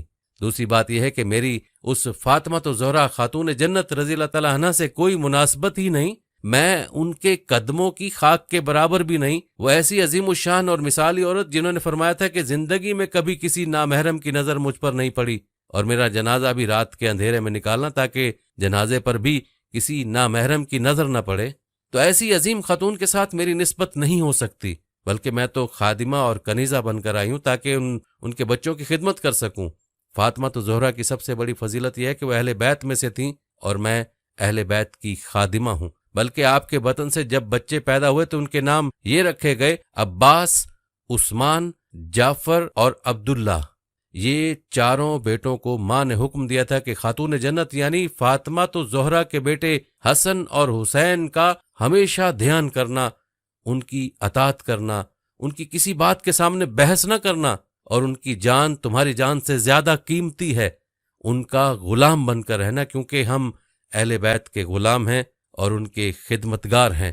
بس یہ چاروں سعادت مند بیٹے ہمیشہ حسنین کریمین کو عزت اور مرتبت کی نگاہوں سے دیکھتے، کبھی بھی ان کی خدمت میں کمی نہ آنے دیتے تھے۔ ان میں سے جو چھوٹے لڑکے عباس بن علی تھے وہ سب سے زیادہ محتاط تھے، اور وہ یہ بھی محسوس کرتے تھے کہ اولاد میں سب سے زیادہ محبت والد محترم علی رضی اللہ تعالیٰ عنہ کو اپنے دو بیٹوں حسن اور حسین سے تھی، اس لیے وہ اپنے والد کی آنکھوں کی ٹھنڈک کا خوب خیال رکھتے اور ان دو شہزادوں کو پورا پروٹوکول دیا کرتے تھے۔ بلکہ میں آپ کو ایک اور دلچسپ واقعہ سناتا چلوں کہ میدان کربلا میں جب حضرت حسین رضی اللہ تعالیٰ عنہ میدان میں پہنچے تو وہاں ان کے چھوٹے ستیلے بھائی عباس بن علی بھی ساتھ تھے۔ حضرت عباس نے فوراً آگے آ کر اپنا سینہ پیش کیا کہ اگر کوئی تیر حسین کی طرف بڑھے گا تو پہلے مجھے لگے گا۔ لوگ بہت حیران ہوئے اور حضرت حسین رضی اللہ تعالیٰ عنہ بھی منع کرنے لگے کہ تم چھوٹے ہو اور تمہارے اندر اتنی ہمت بھی نہیں ہے۔ ایک شخص آیا اور کہنے لگا کہ عباس تم ابھی چھوٹے ہو اور بڑوں کی حفاظت کرو گے، حالانکہ بڑے تو حسین ہیں، وہ تمہاری حفاظت کریں گے، تم پیچھے کھڑے رہو۔ مگر عباس بن علی نے جو بہترین ماں کی تربیت یافتہ تھے عجیب و غریب جواب دیا جو آب زر سے لکھنے کے قابل ہے۔ کہنے لگے کہ حسین میرے والد کی آنکھوں کی ٹھنڈک ہیں، گویا میرے والد کی آنکھیں ہیں اور ہم اپنے والد کے بازو ہیں، تو بازو تو آنکھوں کی حفاظت کرتے ہی ہیں، اس میں کوئی حیرانی والی بات نہیں ہے۔ یہ سن کر حضرت حسین رضی اللہ تعالیٰ عنہ بھی اس اخلاص اور جذبے کو دیکھ کر بے حد خوش ہوئے اور فوراً فرمایا عباس جا کر پانی لے آؤ۔ جب حضرت عباس پانی لانے کے لیے گئے تو مخالفین نے آپ پر تیر چلا دی اور آپ کے گھٹنوں پر بھی تیر لگے اور آپ کو شہید کر دیا گیا۔ شہید ہونے سے پہلے جب آپ کو تیر لگے ہوئے تھے اور دونوں بازو بھی زخمی تھے یا پھر دونوں بازو تلواروں سے مخالفین نے کاٹ دیے تھے، تو اسی زخمی حالت میں جب آپ کو حضرت حسین رضی اللہ تعالیٰ عنہ کے پاس لایا گیا تو حضرت حسین کی آنکھوں میں آنسو آ گئے، کیونکہ ابھی کچھ دیر پہلے انہوں نے اپنے جذبات سے حضرت حسین کے کلیجے کو ٹھنڈک پہنچائی تھی، اور اب یہ اس حال میں پیش کیے گئے کہ دونوں گھٹنوں پر تیر لگے ہوئے ہیں اور یہ آنکھوں سے عرض کر رہے ہیں کہ ان تیروں کو اپنے مبارک ہاتھوں سے نکال دیجئے۔ جب حضرت حسین رضی اللہ تعالیٰ عنہ نے وہ تیر نکالے تو خوش بخت اور نیک سیرت ماں کے بیٹے عباس بن علی کہنے لگے کہ آقا، میری والدہ کو یہ پیغام ضرور پہنچا دیجئے گا کہ میں نے ہمیشہ آپ کی خدمت کی ہے اور آج اپنے دونوں ہاتھوں سے معذور ہونے کی وجہ سے آپ کو تکلیف تھی کہ آپ میرے گھٹنے میں پیوست تیروں کو نکال رہے ہیں، ورنہ اتنی بھی تکلیف آپ کو زندگی میں نہ پہنچنے دیتا۔ یہ تو ایک بیٹے کی داستان تھی۔ ام البنین کے باقی تینوں بیٹے بھی اسی جنگ کربلا یعنی میدان کربلا میں امام حسین رضی اللہ تعالیٰ عنہ پر اپنی جان نچھاور کر گئے اور کبھی بھی اپنی والدہ کی تربیت کو پھیکا نہ پڑنے دیا، اور جب جنگ ختم ہوئی تو اہل بیت کے مقام کو سمجھنے والی اور خود کو کنیز سمجھنے والی عورت ام البنین کو خبر پہنچائی گئی کہ تمہارا بیٹا عباس شہید ہو گیا، پھر بتایا گیا کہ جعفر شہید ہو گیا اور تمہارا بیٹا عبداللہ اور عثمان بھی شہید ہو گیا۔ اس عورت نے چیختے ہوئے کہا کہ مجھے صرف یہ بتاؤ کہ میرے یہ سب بیٹے حضرت حسین کی شہادت سے پہلے شہید ہوئے ہیں یا بعد میں؟ اس عورت کے جذبات اور احساسات اس طرح تھے کہ گویا اس کا دل پھٹ جائے گا۔ جب اس کو بتایا گیا کہ یہ سب پہلے شہید ہوئے اور انہوں نے خوب حفاظت کی اور حضرت حسین ان سب کے بعد شہید ہوئے، تب جا کر اس ماں کو سکون ملا جو اہل بیت کے مقام کو سمجھتی تھی اور اپنے بیٹوں سے زیادہ اہل بیت کی فکر رکھتی تھی۔ اس نے سکون کا سانس لیا اور شکر ادا کیا کہ الحمدللہ میرے بیٹوں نے حق ادا کر دیا۔ سبحان اللہ، اہل بیت کی بہت بڑی عظمت اور قدر ہے، اس کو شریعت میں خاص اہمیت دی گئی ہے۔ اسی طرح ایک واقعہ ایک زانیہ عورت کا جس نے غلطی سے زنا کر لیا تھا اور پھر حمل ٹھہر گیا، اس کا ناجائز دوست چھوڑ کر بھاگ گیا، یہ حضرت علی کرم اللہ وجہہ کا زمانہ تھا۔ یہ عورت بہت پریشان ہوئی، اپنے گناہ کا بوجھ اپنے ساتھ لے کر پھرتی تھی اور دل ہی دل میں ندامت تھی کہ اس گناہ کا خمیازہ کیسے بھگتنا ہوگا۔ بچہ بھی پیٹ میں ہے اور وہ شخص بھی بھاگ گیا۔ ایک دن جب اس پر حد سے زیادہ غلبہ ہوا اور آخرت کا عذاب اس کے سامنے تھا تو اس نے خود کو پاک کروانے اور دنیا میں ہی اپنی سزا حاصل کرنے کا ارادہ کیا۔ لہٰذا یہ امیر المومنین مسلمانوں کے خلیفہ حضرت علی کرم اللہ تعالی وجہہ کے پاس آئی، مسلسل روئے جا رہی تھی اور حمل بھی اس کے پیٹ میں ٹھہرا ہوا تھا۔ اس نے حضرت علی کے دربار میں جرم کا اقرار کیا کہ حضرت، میں نے زنا کیا اور میرے پیٹ میں یہ غلط بچہ ہے، جس کی سزا مجھے اس دنیا میں مل جانی چاہیے تاکہ آخرت کی ہمیشہ ہمیشہ کی سزا سے بچ جاؤں۔ حضرت علی کرم اللہ وجہہ بہت پریشان ہوئے کہ اس کا فیصلہ کیسے کیا جائے اور اس پر حد کیسے جاری کی جائے۔ چنانچہ انہوں نے کچھ مخصوص سوال کیے کہ زنا کیسے ہوا اور کب ہوا وغیرہ وغیرہ۔ ان کا ارادہ یہ تھا کہ اگر کوئی بھی شک و شبہ والی بات ہوگی یا عورت کمزور بات کرے گی تو اس سے حد ساکت ہو جائے گی اور اس کی جان بچ جائے گی، پھر امید ہے کہ اللہ تعالیٰ قیامت والے دن بھی اس کو معاف فرما دیں گے۔ مگر اس عورت نے ہر بات کا جواب دے دیا جس سے حد زنا جاری ہوتی تھی اور زنا ثابت ہوتا تھا۔ اب کی بار حضرت علی نے اس کو حکم دیا کہ تم جاؤ اور وضع حمل تک صبر کرو، یعنی ابھی اس بات کا کسی سے بھی تذکرہ نہ کرنا، جب بچہ پیدا ہو جائے تو پھر میرے پاس آنا تاکہ بچہ ضائع نہ ہو اور بلا وجہ بچے کی موت نہ ہو۔ وہ عورت یہ سن کر صبر میں آ گئی اور کہنے لگی ٹھیک ہے۔ چند ماہ بعد جب وضع حمل ہو گیا تو دوبارہ اس کو فکر لاحق ہوئی کہ اگر میں مر گئی تو مجھے آخرت میں زانیہ جیسا عذاب ملے گا، اس سے بہتر ہے کہ دنیا میں ہی سزا مل جائے تاکہ آخرت کی ہمیشہ ہمیشہ رسوائی سے بچ جاؤں۔ وہ بچے کی ولادت سے فارغ ہوتے ہی دوبارہ حضرت علی کے دربار میں حاضر ہو گئی۔ حضرت علی پھر پریشان ہو گئے کہ میں نے تو سوچا تھا کہ یہ اپنا گناہ بھول جائے گی اور بچے کی خوشی سے اس کا خیال بدل جائے گا، مگر یہ پھر آ گئی۔ دوبارہ آپ نے وہی سوال دہرائے اور اس عورت نے تفصیلی حال بتلایا جس سے زنا ثابت ہوتا تھا، کوئی بھی شک و شبہ والی بات نہیں تھی۔ اب حضرت علی رضی اللہ تعالیٰ عنہ نے حکم فرمایا کہ تم ابھی جاؤ اور بچے کو دودھ پلاؤ، تمہارے علاوہ بچے کا کوئی وارث نہیں ہے اور اس کو پالنے والا بھی کوئی نہیں ہے، لہٰذا کم از کم 2 سال تک اس کو دودھ پلاؤ اور پھر واپس آنا، پھر حد جاری کریں گے۔ اس مرتبہ دوبارہ اس عورت کو سکون ہو گیا اور صبر آ گیا۔ وہ سوچنے لگی کہ بچے کا کوئی قصور نہیں ہے کہ میں اس کو اکیلا چھوڑ کر حد جاری کروا کے مر جاؤں۔ چنانچہ وہ 2 سال تک خوش و خرم رہی اور خوب توجہ اور محبت سے اپنے بچے کو پالا۔ جب وہ بچہ 2 سال کا ہو گیا اور کھانا وغیرہ کھانے لگا تو یہ عورت اب تیسری مرتبہ حاضر ہوئی۔ اب یہ پہلے سے بھی زیادہ بے چین تھی اور اصرار کر رہی تھی کہ مجھ پر حد جاری کی جائے، میرا گناہ بخشوایا جائے اور مجھے پاک کیا جائے، مجھے طہارت عطا فرمائے۔ اب یہ تیسری شہادت اس کی خود کی ہو چکی تھی۔ جب حضرت علی نے دوبارہ وہی سوال دہرائے اور کوئی شک و شبہ والی بات سامنے نہ آئی تو 3 شہادتیں اس کی زنا کی اس کی زبان سے موصول ہو چکی تھیں۔ حضرت علی بہت پریشان تھے کہ اب کون سی ایسی بات کی جائے کہ یہ عورت واپس نہ آئے اور اللہ تعالیٰ سے توبہ کر لے تاکہ اللہ تعالیٰ اس کے گناہ کو معاف کر دیں، کیونکہ جب یہ چوتھی مرتبہ آئے گی اور 4 شہادتیں اس کی زبان سے پوری ہو جائیں گی تو پھر حد جاری کرنا ضروری ہو جائے گا۔ چنانچہ بہت سوچ بچار کے بعد حضرت علی کرم اللہ تعالیٰ وجہ نے ارشاد فرمایا، اے عورت، ابھی تمہارے بچے کا شیر خواری کا زمانہ ختم ہو چکا ہے، مگر اس کو پالنے والا تمہارے علاوہ کوئی نہیں ہے، اس لیے اگر اس کو اکیلا چھوڑ دیا تو بہت امید ہے کہ وہ زندہ نہیں بچ پائے گا، اس لیے بچے کی زندگی بچانے کے لیے فیصلہ کرنا ضروری ہے کہ تم جا کر بچے کی پرورش کرو اور اس کا اتنا خود مختار بنا دو کہ اگر چھت پر اکیلا چھوڑ دیا جائے تو وہ نیچے نہ گرے۔ یہ عورت اس عجیب و غریب فیصلے پر حیران ضرور ہوئی، مگر امیر المومنین کا یہ فیصلہ تھا اس لیے مان لیا۔ امیر المومنین حضرت علی کرم اللہ تعالیٰ وجہ اس عورت کو زندہ رکھنا چاہتے تھے تاکہ یہ توبہ کر لے اور اس کی توبہ کی وجہ سے اللہ تعالیٰ اس کے گناہ کو معاف کر دیں۔ آپ کو امید تھی کہ اب تو یہ لوٹ کر نہیں آئے گی، کیونکہ کم از کم 10-12 سال تک بچہ اس قابل نہیں ہوتا کہ اس کو چھت پر اکیلا چھوڑا جا سکے، لہٰذا حضرت علی کو یہ واقعہ بالکل بھول گیا۔ مگر یہ عورت اس گناہ کی ندامت اپنے دل میں لیے ہوئے تھی۔ کئی سال گزرنے کے بعد یہ واپس حضرت علی کے پاس حاضر ہونے کے لیے گھر سے نکلی۔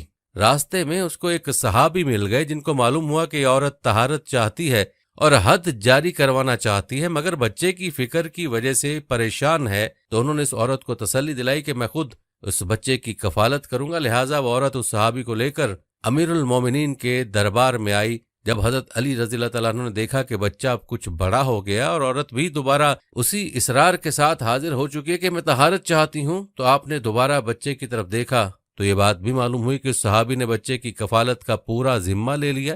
یہ بات سن کر حضرت علی کا چہرہ غصے اور ناراضگی سے سرخ ہو گیا۔ وہ صحابی ڈر گئے اور کہنے لگے کہ امیر المومنین، کیا میری کفالت کی وجہ سے آپ پریشان ہو گئے؟ حضرت علی دل ہی دل میں سوچ رہے تھے کہ یا الہی، اب تو 4 شہادتیں بھی پوری ہو گئیں اور بچے کی وجہ سے اس عورت کو حد زنا کی تکلیف سے بچانا چاہتا تھا، مگر اس صحابی نے وہ عذر بھی ختم کر دیا۔ چنانچہ اب اعلان ہو گیا کہ اس عورت پر حد زنا جاری کی جائے گی، یعنی سب لوگوں کے سامنے اس کو زندہ سنگسار کیا جائے گا۔ حضرت علی نے مقام کی نشاندہی کر دی کہ فلاں مقام پر اس عورت کو سزا جاری کی جائے گی، سب لوگ اس مقررہ وقت پر پتھر لے کر پہنچ جائیں۔ دوسرے دن اشراق کے وقت سب جمع ہوئے اور عورت کا آدھا بدن گڑھے میں ڈال کر بند کر دیا، باقی آدھے بدن پر پتھر برسانے کا حکم تھا۔ اسی دوران ایک عجیب و غریب اعلان کیا گیا۔ حضرت علی ایک اونچی چیز پر چڑھ کر لوگوں سے مخاطب اور فرمایا، تم میں سے کوئی بھی ایسا شخص اس کو پتھر نہیں مار سکتا جس کی اپنی گردن پر حد ہو۔ یہ عجیب و غریب شرط سن کر وہاں کے سارے لوگ منتشر ہو گئے۔ وہ سمجھ چکے تھے کہ پتھر مارنے میں تخفیف کی جا رہی ہے، لہٰذا صرف 2 بندے وہاں پر موجود تھے، حسنین کریمین، یعنی حضرت حسن رضی اللہ تعالیٰ عنہ اور حضرت حسین رضی اللہ تعالیٰ عنہ۔ آخر کار انہی 2 نے پتھر مار مار کر اس عورت کو طہارت بخشی اور دنیا میں ہی اس کے کیے کی سزا دے دی تاکہ وہ آخرت میں ہمیشہ ہمیشہ کے لیے سرخرو ہو جائے۔ ناظرین، ہمارے سردار حضرت علی رضی اللہ تعالیٰ عنہ نے 4 برس 9 ماہ چند دن امور خلافت سر انجام دیا۔ آخر کار اس دنیا میں 63 سال گزار کر خارجی ابن ملجم کے ہاتھوں کوفہ میں 21 رمضان المبارک 40 ہجری کو شہادت پائی۔ ہماری اللہ سے دعا کہ اللہ پاک حضرت علی کی قبر مبارک پر لاکھوں کروڑوں رحمتوں کا نزول فرمائے اور ہمیں حضرت علی جیسا حکمران بار بار نصیب فرمائے۔ ناظرین، حضرت علی رضی اللہ تعالیٰ عنہ کے فضائل اور کمالات اور ان کی سیرت کے درخشاں پہلو تو بے شمار ہیں، طوالت کے خوف سے ان سب کا احاطہ نہیں کیا جا سکتا۔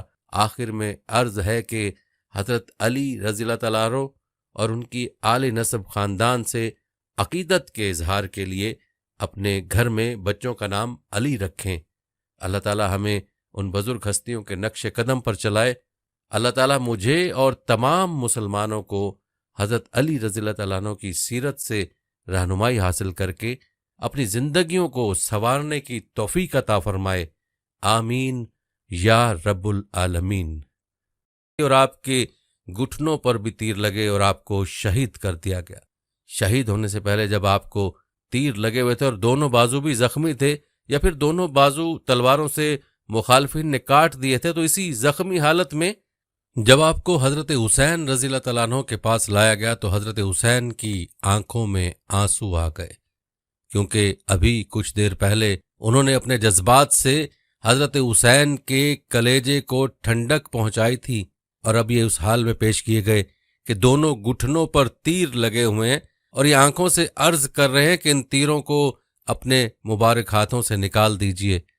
جب حضرت حسین رضی اللہ تعالیٰ عنہ نے وہ تیر نکالے تو خوش بخت اور نیک سیرت ماں کے بیٹے عباس بن علی کہنے لگے کہ آقا، میری والدہ کو یہ پیغام ضرور پہنچا دیجئے گا کہ میں نے ہمیشہ آپ کی خدمت کی ہے اور آج اپنے دونوں ہاتھوں سے معذور ہونے کی وجہ سے آپ کو تکلیف تھی کہ آپ میرے گھٹنے میں پیوست تیروں کو نکال رہے ہیں، ورنہ اتنی بھی تکلیف آپ کو زندگی میں نہ پہنچنے دیتا۔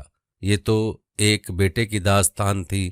ام البنین کے باقی تینوں بیٹے بھی اسی جنگ کربلا یعنی میدان کربلا میں امام حسین رضی اللہ تعالیٰ عنہ پر اپنی جان نچھاور کر گئے اور کبھی بھی اپنی والدہ کی تربیت کو پھیکا نہ پڑنے دیا۔ اور جب جنگ ختم ہوئی تو اہل بیت کے مقام کو سمجھنے والی اور خود کو کنیز سمجھنے والی عورت ام البنین کو خبر پہنچائی گئی کہ تمہارا بیٹا عباس شہید ہو گیا۔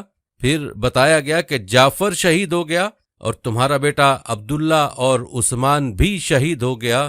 اس عورت نے چیختے ہوئے کہا کہ مجھے صرف یہ بتاؤ کہ میرے یہ سب بیٹے حضرت حسین کی شہادت سے پہلے شہید ہوئے ہیں یا بعد میں؟ اس عورت کے جذبات اور احساسات اس طرح تھے کہ گویا اس کا دل پھٹ جائے گا۔ جب اس کو بتایا گیا کہ یہ سب پہلے شہید ہوئے اور انہوں نے خوب حفاظت کی اور حضرت حسین ان سب کے بعد شہید ہوئے، تب جا کر اس ماں کو سکون ملا جو اہل بیت کے مقام کو سمجھتی تھی اور اپنے بیٹوں سے زیادہ اہل بیت کی فکر رکھتی تھی۔ اس نے سکون کا سانس لیا اور شکر ادا کیا کہ الحمدللہ میرے بیٹوں نے حق ادا کر دیا۔ سبحان اللہ، اہل بیت کی بہت بڑی عظمت اور قدر ہے، اس کو شریعت میں خاص اہمیت دی گئی ہے۔ اسی طرح ایک واقعہ ایک زانیہ عورت کا جس نے غلطی سے زنا کر لیا تھا اور پھر حمل ٹھہر گیا، اس کا ناجائز دوست چھوڑ کر بھاگ گیا۔ یہ حضرت علی کرم اللہ وجہہ کا زمانہ تھا۔ یہ عورت بہت پریشان ہوئی، اپنے گناہ کا بوجھ اپنے ساتھ لے کر پھرتی تھی اور دل ہی دل میں ندامت تھی کہ اس گناہ کا خمیازہ کیسے بھگتنا ہوگا۔ بچہ بھی پیٹ میں ہے اور وہ شخص بھی بھاگ گیا۔ ایک دن جب اس پر حد سے زیادہ غلبہ ہوا اور آخرت کا عذاب اس کے سامنے تھا تو اس نے خود کو پاک کروانے اور دنیا میں ہی اپنی سزا حاصل کرنے کا ارادہ کیا۔ لہٰذا یہ امیر المومنین مسلمانوں کے خلیفہ حضرت علی کرم اللہ تعالی وجہہ کے پاس آئی، مسلسل روئے جا رہی تھی اور حمل بھی اس کے پیٹ میں ٹھہرا ہوا تھا۔ اس نے حضرت علی کے دربار میں جرم کا اقرار کیا کہ حضرت میں نے زنا کیا اور میرے پیٹ میں یہ غلط بچہ ہے جس کی سزا مجھے اس دنیا میں مل جانی چاہیے تاکہ آخرت کی ہمیشہ ہمیشہ کی سزا سے بچ جاؤں۔ حضرت علی کرم اللہ وجہہ بہت پریشان ہوئے کہ اس کا فیصلہ کیسے کیا جائے، اس پر حد کیسے جاری کی جائے۔ چنانچہ انہوں نے کچھ مخصوص سوال کیے کہ زنا کیسے ہوا اور کب ہوا وغیرہ وغیرہ۔ ان کا ارادہ یہ تھا کہ اگر کوئی بھی شک و شبہ والی بات ہوگی یا عورت کمزور بات کرے گی تو اس سے حد ساکت ہو جائے گی اور اس کی جان بچ جائے گی، پھر امید ہے کہ اللہ تعالیٰ قیامت والے دن بھی اس کو معاف فرما دیں گے۔ مگر اس عورت نے ہر بات کا جواب دے دیا جس سے حد زنا جاری ہوتی تھی اور زنا ثابت ہوتا تھا۔ اب کی بار حضرت علی نے اس کو حکم دیا کہ تم جاؤ اور وضع حمل تک صبر کرو، یعنی ابھی اس بات کا کسی سے بھی تذکرہ نہ کرنا، جب بچہ پیدا ہو جائے تو پھر میرے پاس آنا تاکہ بچہ ضائع نہ ہو اور بلا وجہ بچے کی موت نہ ہو۔ وہ عورت یہ سن کر صبر میں آ گئی اور کہنے لگی ٹھیک ہے۔ چند ماہ بعد جب وضع حمل ہو گیا تو دوبارہ اس کو فکر لاحق ہوئی کہ اگر میں مر گئی تو مجھے آخرت میں زانیہ جیسا عذاب ملے گا، اس سے بہتر ہے کہ دنیا میں ہی سزا مل جائے تاکہ آخرت کی ہمیشہ ہمیشہ رسوائی سے بچ جاؤں۔ وہ بچے کی ولادت سے فارغ ہوتے ہی دوبارہ حضرت علی کے دربار میں حاضر ہو گئی۔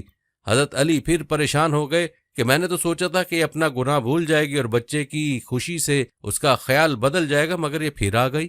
دوبارہ آپ نے وہی سوال دہرائے اور اس عورت نے تفصیلی حال بتلایا جس سے زنا ثابت ہوتا تھا، کوئی بھی شک و شبہ والی بات نہیں تھی۔ اب حضرت علی رضی اللہ تعالیٰ عنہ نے حکم فرمایا کہ تم ابھی جاؤ اور بچے کو دودھ پلاؤ، تمہارے علاوہ بچے کا کوئی وارث نہیں ہے اور اس کو پالنے والا بھی کوئی نہیں ہے، لہٰذا کم از کم 2 سال تک اس کو دودھ پلاؤ اور پھر واپس آنا، پھر حد جاری کریں گے۔ اس مرتبہ دوبارہ اس عورت کو سکون ہو گیا اور صبر آ گیا۔ وہ سوچنے لگی کہ بچے کا کوئی قصور نہیں ہے کہ میں اس کو اکیلا چھوڑ کر حد جاری کروا کے مر جاؤں۔ چنانچہ وہ 2 سال تک خوش و خرم رہی اور خوب توجہ اور محبت سے اپنے بچے کو پالا۔ جب وہ بچہ 2 سال کا ہو گیا اور کھانا وغیرہ کھانے لگا تو یہ عورت اب تیسری مرتبہ حاضر ہوئی۔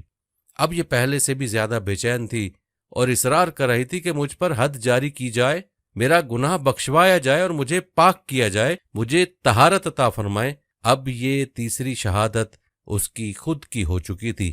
جب حضرت علی نے دوبارہ وہی سوال دہرائے اور کوئی شک و شبہ والی بات سامنے نہ آئی تو 3 شہادتیں اس کی زنا کی اس کی زبان سے موصول ہو چکی تھیں۔ حضرت علی بہت پریشان تھے کہ اب کون سی ایسی بات کی جائے کہ یہ عورت واپس نہ آئے اور اللہ تعالیٰ سے توبہ کر لے تاکہ اللہ تعالیٰ اس کے گناہ کو معاف کر دیں، کیونکہ جب یہ 4تھی مرتبہ آئے گی اور 4 شہادتیں اس کی زبان سے پوری ہو جائیں گی تو پھر حد جاری کرنا ضروری ہو جائے گا۔ چنانچہ بہت سوچ بچار کے بعد حضرت علی کرم اللہ تعالیٰ وجہ نے ارشاد فرمایا، اے عورت، ابھی تمہارے بچے کا شیر خاری کا زمانہ ختم ہو چکا ہے، مگر اس کو پالنے والا تمہارے علاوہ کوئی نہیں ہے، اس لیے اگر اس کو اکیلا چھوڑ دیا تو بہت امید ہے کہ وہ زندہ نہیں بچ پائے گا، اس لیے بچے کی زندگی بچانے کے لیے فیصلہ کرنا ضروری ہے کہ تم جا کر بچے کی پرورش کرو اور اس کا اتنا خود مختار بنا دو کہ اگر چھت پر اکیلا چھوڑ دیا جائے تو وہ نیچے نہ گرے۔ یہ عورت اس عجیب و غریب فیصلے پر حیران ضرور ہوئی، مگر امیر المومنین کا یہ فیصلہ تھا اس لیے مان لیا۔ امیر المومنین حضرت علی کرم اللہ تعالیٰ وجہ اس عورت کو زندہ رکھنا چاہتے تھے تاکہ یہ توبہ کر لے اور اس کی توبہ کی وجہ سے اللہ تعالیٰ اس کے گناہ کو معاف کر دیں۔ آپ کو امید تھی کہ اب تو یہ لوٹ کر نہیں آئے گی، کیونکہ کم از کم 10-12 سال تک بچہ اس قابل نہیں ہوتا کہ اس کو چھت پر اکیلا چھوڑا جا سکے، لہٰذا حضرت علی کو یہ واقعہ بالکل بھول گیا۔ مگر یہ عورت اس گناہ کی ندامت اپنے دل میں لیے ہوئے تھی۔ کئی سال گزرنے کے بعد یہ واپس حضرت علی کے پاس حاضر ہونے کے لیے گھر سے نکلی۔ راستے میں اس کو ایک صحابی مل گئے جن کو معلوم ہوا کہ یہ عورت طہارت چاہتی ہے اور حد جاری کروانا چاہتی ہے، مگر بچے کی فکر کی وجہ سے پریشان ہے، تو انہوں نے اس عورت کو تسلی دلائی کہ میں خود اس بچے کی کفالت کروں گا۔ لہٰذا وہ عورت اس صحابی کو لے کر امیر المومنین کے دربار میں آئی۔ جب حضرت علی رضی اللہ تعالیٰ عنہ نے دیکھا کہ بچہ اب کچھ بڑا ہو گیا اور عورت بھی دوبارہ اسی اصرار کے ساتھ حاضر ہو چکی ہے کہ میں طہارت چاہتی ہوں، تو آپ نے دوبارہ بچے کی طرف دیکھا تو یہ بات بھی معلوم ہوئی کہ اس صحابی نے بچے کی کفالت کا پورا ذمہ لے لیا۔ یہ بات سن کر حضرت علی کا چہرہ غصے اور ناراضگی سے سرخ ہو گیا۔ وہ صحابی ڈر گئے اور کہنے لگے کہ امیر المومنین، کیا میری کفالت کی وجہ سے آپ پریشان ہو گئے؟ حضرت علی دل ہی دل میں سوچ رہے تھے کہ یا الہی، اب تو 4 شہادتیں بھی پوری ہو گئیں اور بچے کی وجہ سے اس عورت کو حد زنا کی تکلیف سے بچانا چاہتا تھا، مگر اس صحابی نے وہ عذر بھی ختم کر دیا۔ چنانچہ اب اعلان ہو گیا کہ اس عورت پر حد زنا جاری کی جائے گی، یعنی سب لوگوں کے سامنے اس کو زندہ سنگسار کیا جائے گا۔ حضرت علی نے مقام کی نشاندہی کر دی کہ فلاں مقام پر اس عورت کو سزا جاری کی جائے گی، سب لوگ اس مقررہ وقت پر پتھر لے کر پہنچ جائیں۔ دوسرے دن اشراق کے وقت سب جمع ہوئے اور عورت کا آدھا بدن گڑھے میں ڈال کر بند کر دیا، باقی آدھے بدن پر پتھر برسانے کا حکم تھا۔ اسی دوران ایک عجیب و غریب اعلان کیا گیا۔ حضرت علی ایک اونچی چیز پر چڑھ کر لوگوں سے مخاطب اور فرمایا، تم میں سے کوئی بھی ایسا شخص اس کو پتھر نہیں مار سکتا جس کی اپنی گردن پر حد ہو۔ یہ عجیب و غریب شرط سن کر وہاں کے سارے لوگ منتشر ہو گئے۔ وہ سمجھ چکے تھے کہ پتھر مارنے میں تخفیف کی جا رہی ہے، لہٰذا صرف 2 بندے وہاں پر موجود تھے، حسنین کریمین، یعنی حضرت حسن رضی اللہ تعالیٰ عنہ اور حضرت حسین رضی اللہ تعالیٰ عنہ۔ آخر کار انہی 2 نے پتھر مار مار کر اس عورت کو طہارت بخشی اور دنیا میں ہی اس کے کیے کی سزا دے دی تاکہ وہ آخرت میں ہمیشہ ہمیشہ کے لیے سرخرو ہو جائے۔ ناظرین، ہمارے سردار حضرت علی رضی اللہ تعالیٰ عنہ نے 4 برس 9 ماہ چند دن امور خلافت سر انجام دیا۔ آخر کار اس دنیا میں 63 سال گزار کر خارجی ابن ملجم کے ہاتھوں کوفہ میں 21 رمضان المبارک 40 ہجری کو شہادت پائی۔ ہماری اللہ سے دعا ہے کہ اللہ پاک حضرت علی کی قبر مبارک پر لاکھوں کروڑوں رحمتوں کا نزول فرمائے اور ہمیں حضرت علی جیسا حکمران بار بار نصیب فرمائے۔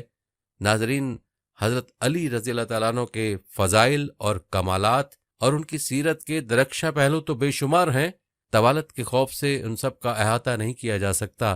آخر میں عرض ہے کہ حضرت علی رضی اللہ تعالیٰ عنہ اور ان کی آل نسب خاندان سے عقیدت کے اظہار کے لیے اپنے گھر میں بچوں کا نام علی رکھیں۔ اللہ تعالیٰ ہمیں ان بزرگ ہستیوں کے نقش قدم پر چلائے۔ اللہ تعالیٰ مجھے اور تمام مسلمانوں کو حضرت علی رضی اللہ تعالیٰ عنہ کی سیرت سے رہنمائی حاصل کر کے اپنی زندگیوں کو سنوارنے کی توفیق عطا فرمائے، آمین یا رب العالمین۔ بچ پائے گا، اس لیے بچے کی زندگی بچانے کے لیے فیصلہ کرنا ضروری ہے کہ تم جا کر بچے کی پرورش کرو اور اس کا اتنا خود مختار بنا دو کہ اگر چھت پر اکیلا چھوڑ دیا جائے تو وہ نیچے نہ گرے۔ یہ عورت اس عجیب و غریب فیصلے پر حیران ضرور ہوئی، مگر امیر المومنین کا یہ فیصلہ تھا اس لیے مان لیا۔ امیر المومنین حضرت علی کرم اللہ تعالیٰ وجہ اس عورت کو زندہ رکھنا چاہتے تھے تاکہ یہ توبہ کر لے اور اس کی توبہ کی وجہ سے اللہ تعالیٰ اس کے گناہ کو معاف کر دیں۔ آپ کو امید تھی کہ اب تو یہ لوٹ کر نہیں آئے گی، کیونکہ کم از کم 10-12 سال تک بچہ اس قابل نہیں ہوتا کہ اس کو چھت پر اکیلا چھوڑا جا سکے۔ لہٰذا حضرت علی کو یہ واقعہ بالکل بھول گیا، مگر یہ عورت اس گناہ کی ندامت اپنے دل میں لیے ہوئے تھی۔ کئی سال گزرنے کے بعد یہ واپس حضرت علی کے پاس حاضر ہونے کے لیے گھر سے نکلی۔ راستے میں اس کو ایک صحابی مل گئے جن کو معلوم ہوا کہ یہ عورت طہارت چاہتی ہے اور حد جاری کروانا چاہتی ہے، مگر بچے کی فکر کی وجہ سے پریشان ہے۔ تو انہوں نے اس عورت کو تسلی دلائی کہ میں خود اس بچے کی کفالت کروں گا۔ لہٰذا وہ عورت اس صحابی کو لے کر امیر المومنین کے دربار میں آئی۔ جب حضرت علی رضی اللہ تعالیٰ عنہ نے دیکھا کہ بچہ اب کچھ بڑا ہو گیا اور عورت بھی دوبارہ اسی اصرار کے ساتھ حاضر ہو چکی ہے کہ میں طہارت چاہتی ہوں، تو آپ نے دوبارہ بچے کی طرف دیکھا تو یہ بات بھی معلوم ہوئی کہ صحابی نے بچے کی کفالت کا پورا ذمہ لے لیا۔ یہ بات سن کر حضرت علی کا چہرہ غصے اور ناراضگی سے سرخ ہو گیا۔ وہ صحابی ڈر گئے اور کہنے لگے کہ امیر المومنین، کیا میری کفالت کی وجہ سے آپ پریشان ہو گئے؟ حضرت علی دل ہی دل میں سوچ رہے تھے کہ یا الہی، اب تو 4 شہادتیں بھی پوری ہو گئیں اور بچے کی وجہ سے اس عورت کو حد زنا کی تکلیف سے بچانا چاہتا تھا، مگر اس صحابی نے وہ عذر بھی ختم کر دیا۔ چنانچہ اب اعلان ہو گیا کہ اس عورت پر حد زنا جاری کی جائے گی، یعنی سب لوگوں کے سامنے اس کو زندہ سنگسار کیا جائے گا۔ حضرت علی نے مقام کی نشاندہی کر دی کہ فلاں مقام پر اس عورت کو سزا جاری کی جائے گی، سب لوگ اس مقررہ وقت پر پتھر لے کر پہنچ جائیں۔ دوسرے دن اشراق کے وقت سب جمع ہوئے اور عورت کا آدھا بدن گڑھے میں ڈال کر بند کر دیا، باقی آدھے بدن پر پتھر برسانے کا حکم تھا۔ اسی دوران ایک عجیب و غریب اعلان کیا گیا۔ حضرت علی ایک اونچی چیز پر چڑھ کر لوگوں سے مخاطب اور فرمایا، تم میں سے کوئی بھی ایسا شخص اس کو پتھر نہیں مار سکتا جس کی اپنی گردن پر حد ہو۔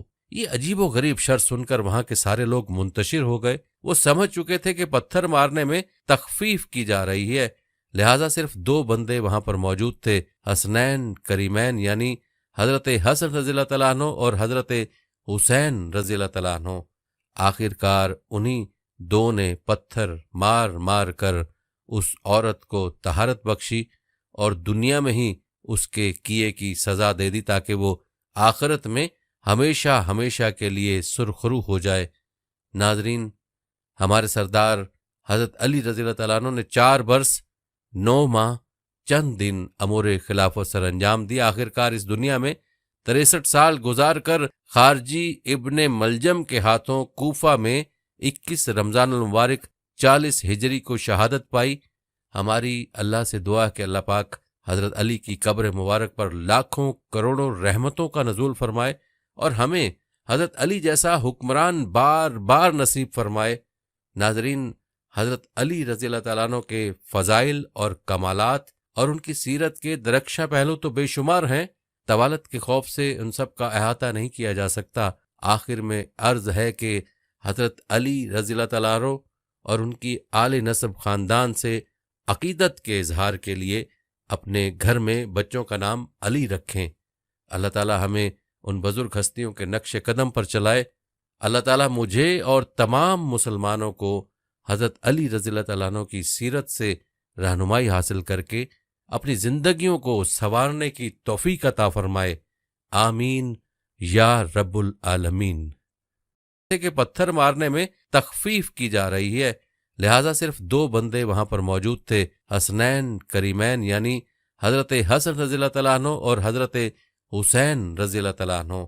آخر کار انہی 2 نے پتھر مار مار کر اس عورت کو طہارت بخشی اور دنیا میں ہی اس کے کیے کی سزا دے دی تاکہ وہ آخرت میں ہمیشہ ہمیشہ کے لیے سرخرو ہو جائے۔ ناظرین، ہمارے سردار حضرت علی رضی اللہ تعالیٰ عنہ نے 4 برس 9 ماہ چند دن امور خلافت سر انجام دیا۔ آخر کار اس دنیا میں 63 سال گزار کر خارجی ابن ملجم کے ہاتھوں کوفہ میں 21 رمضان المبارک 40 ہجری کو شہادت پائی۔ ہماری اللہ سے دعا کہ اللہ پاک حضرت علی کی قبر مبارک پر لاکھوں کروڑوں رحمتوں کا نزول فرمائے اور ہمیں حضرت علی جیسا حکمران بار بار نصیب فرمائے۔ ناظرین، حضرت علی رضی اللہ تعالیٰ عنہ کے فضائل اور کمالات اور ان کی سیرت کے درخشاں پہلو تو بے شمار ہیں، طوالت کے خوف سے ان سب کا احاطہ نہیں کیا جا سکتا۔ آخر میں عرض ہے کہ حضرت علی رضی اللہ تعالیٰ عنہ اور ان کی آل نسب خاندان سے عقیدت کے اظہار کے لیے اپنے گھر میں بچوں کا نام علی رکھیں۔ اللہ تعالیٰ ہمیں ان بزرگ ہستیوں کے نقش قدم پر چلائے۔ اللہ تعالیٰ مجھے اور تمام مسلمانوں کو حضرت علی رضی اللہ تعالیٰ عنہ کی سیرت سے رہنمائی حاصل کر کے اپنی زندگیوں کو سنوارنے کی توفیق عطا فرمائے، آمین یا رب العالمین۔ فضائل اور کمالات اور ان کی سیرت کے درخشاں پہلو تو بے شمار ہیں، طوالت کے خوف سے ان سب کا احاطہ نہیں کیا جا سکتا۔ آخر میں عرض ہے کہ حضرت علی رضی اللہ تعالیٰ عنہ اور ان کی آل نسب خاندان سے عقیدت کے اظہار کے لیے اپنے گھر میں بچوں کا نام علی رکھیں۔ اللہ تعالیٰ ہمیں ان بزرگ ہستیوں کے نقش قدم پر چلائے۔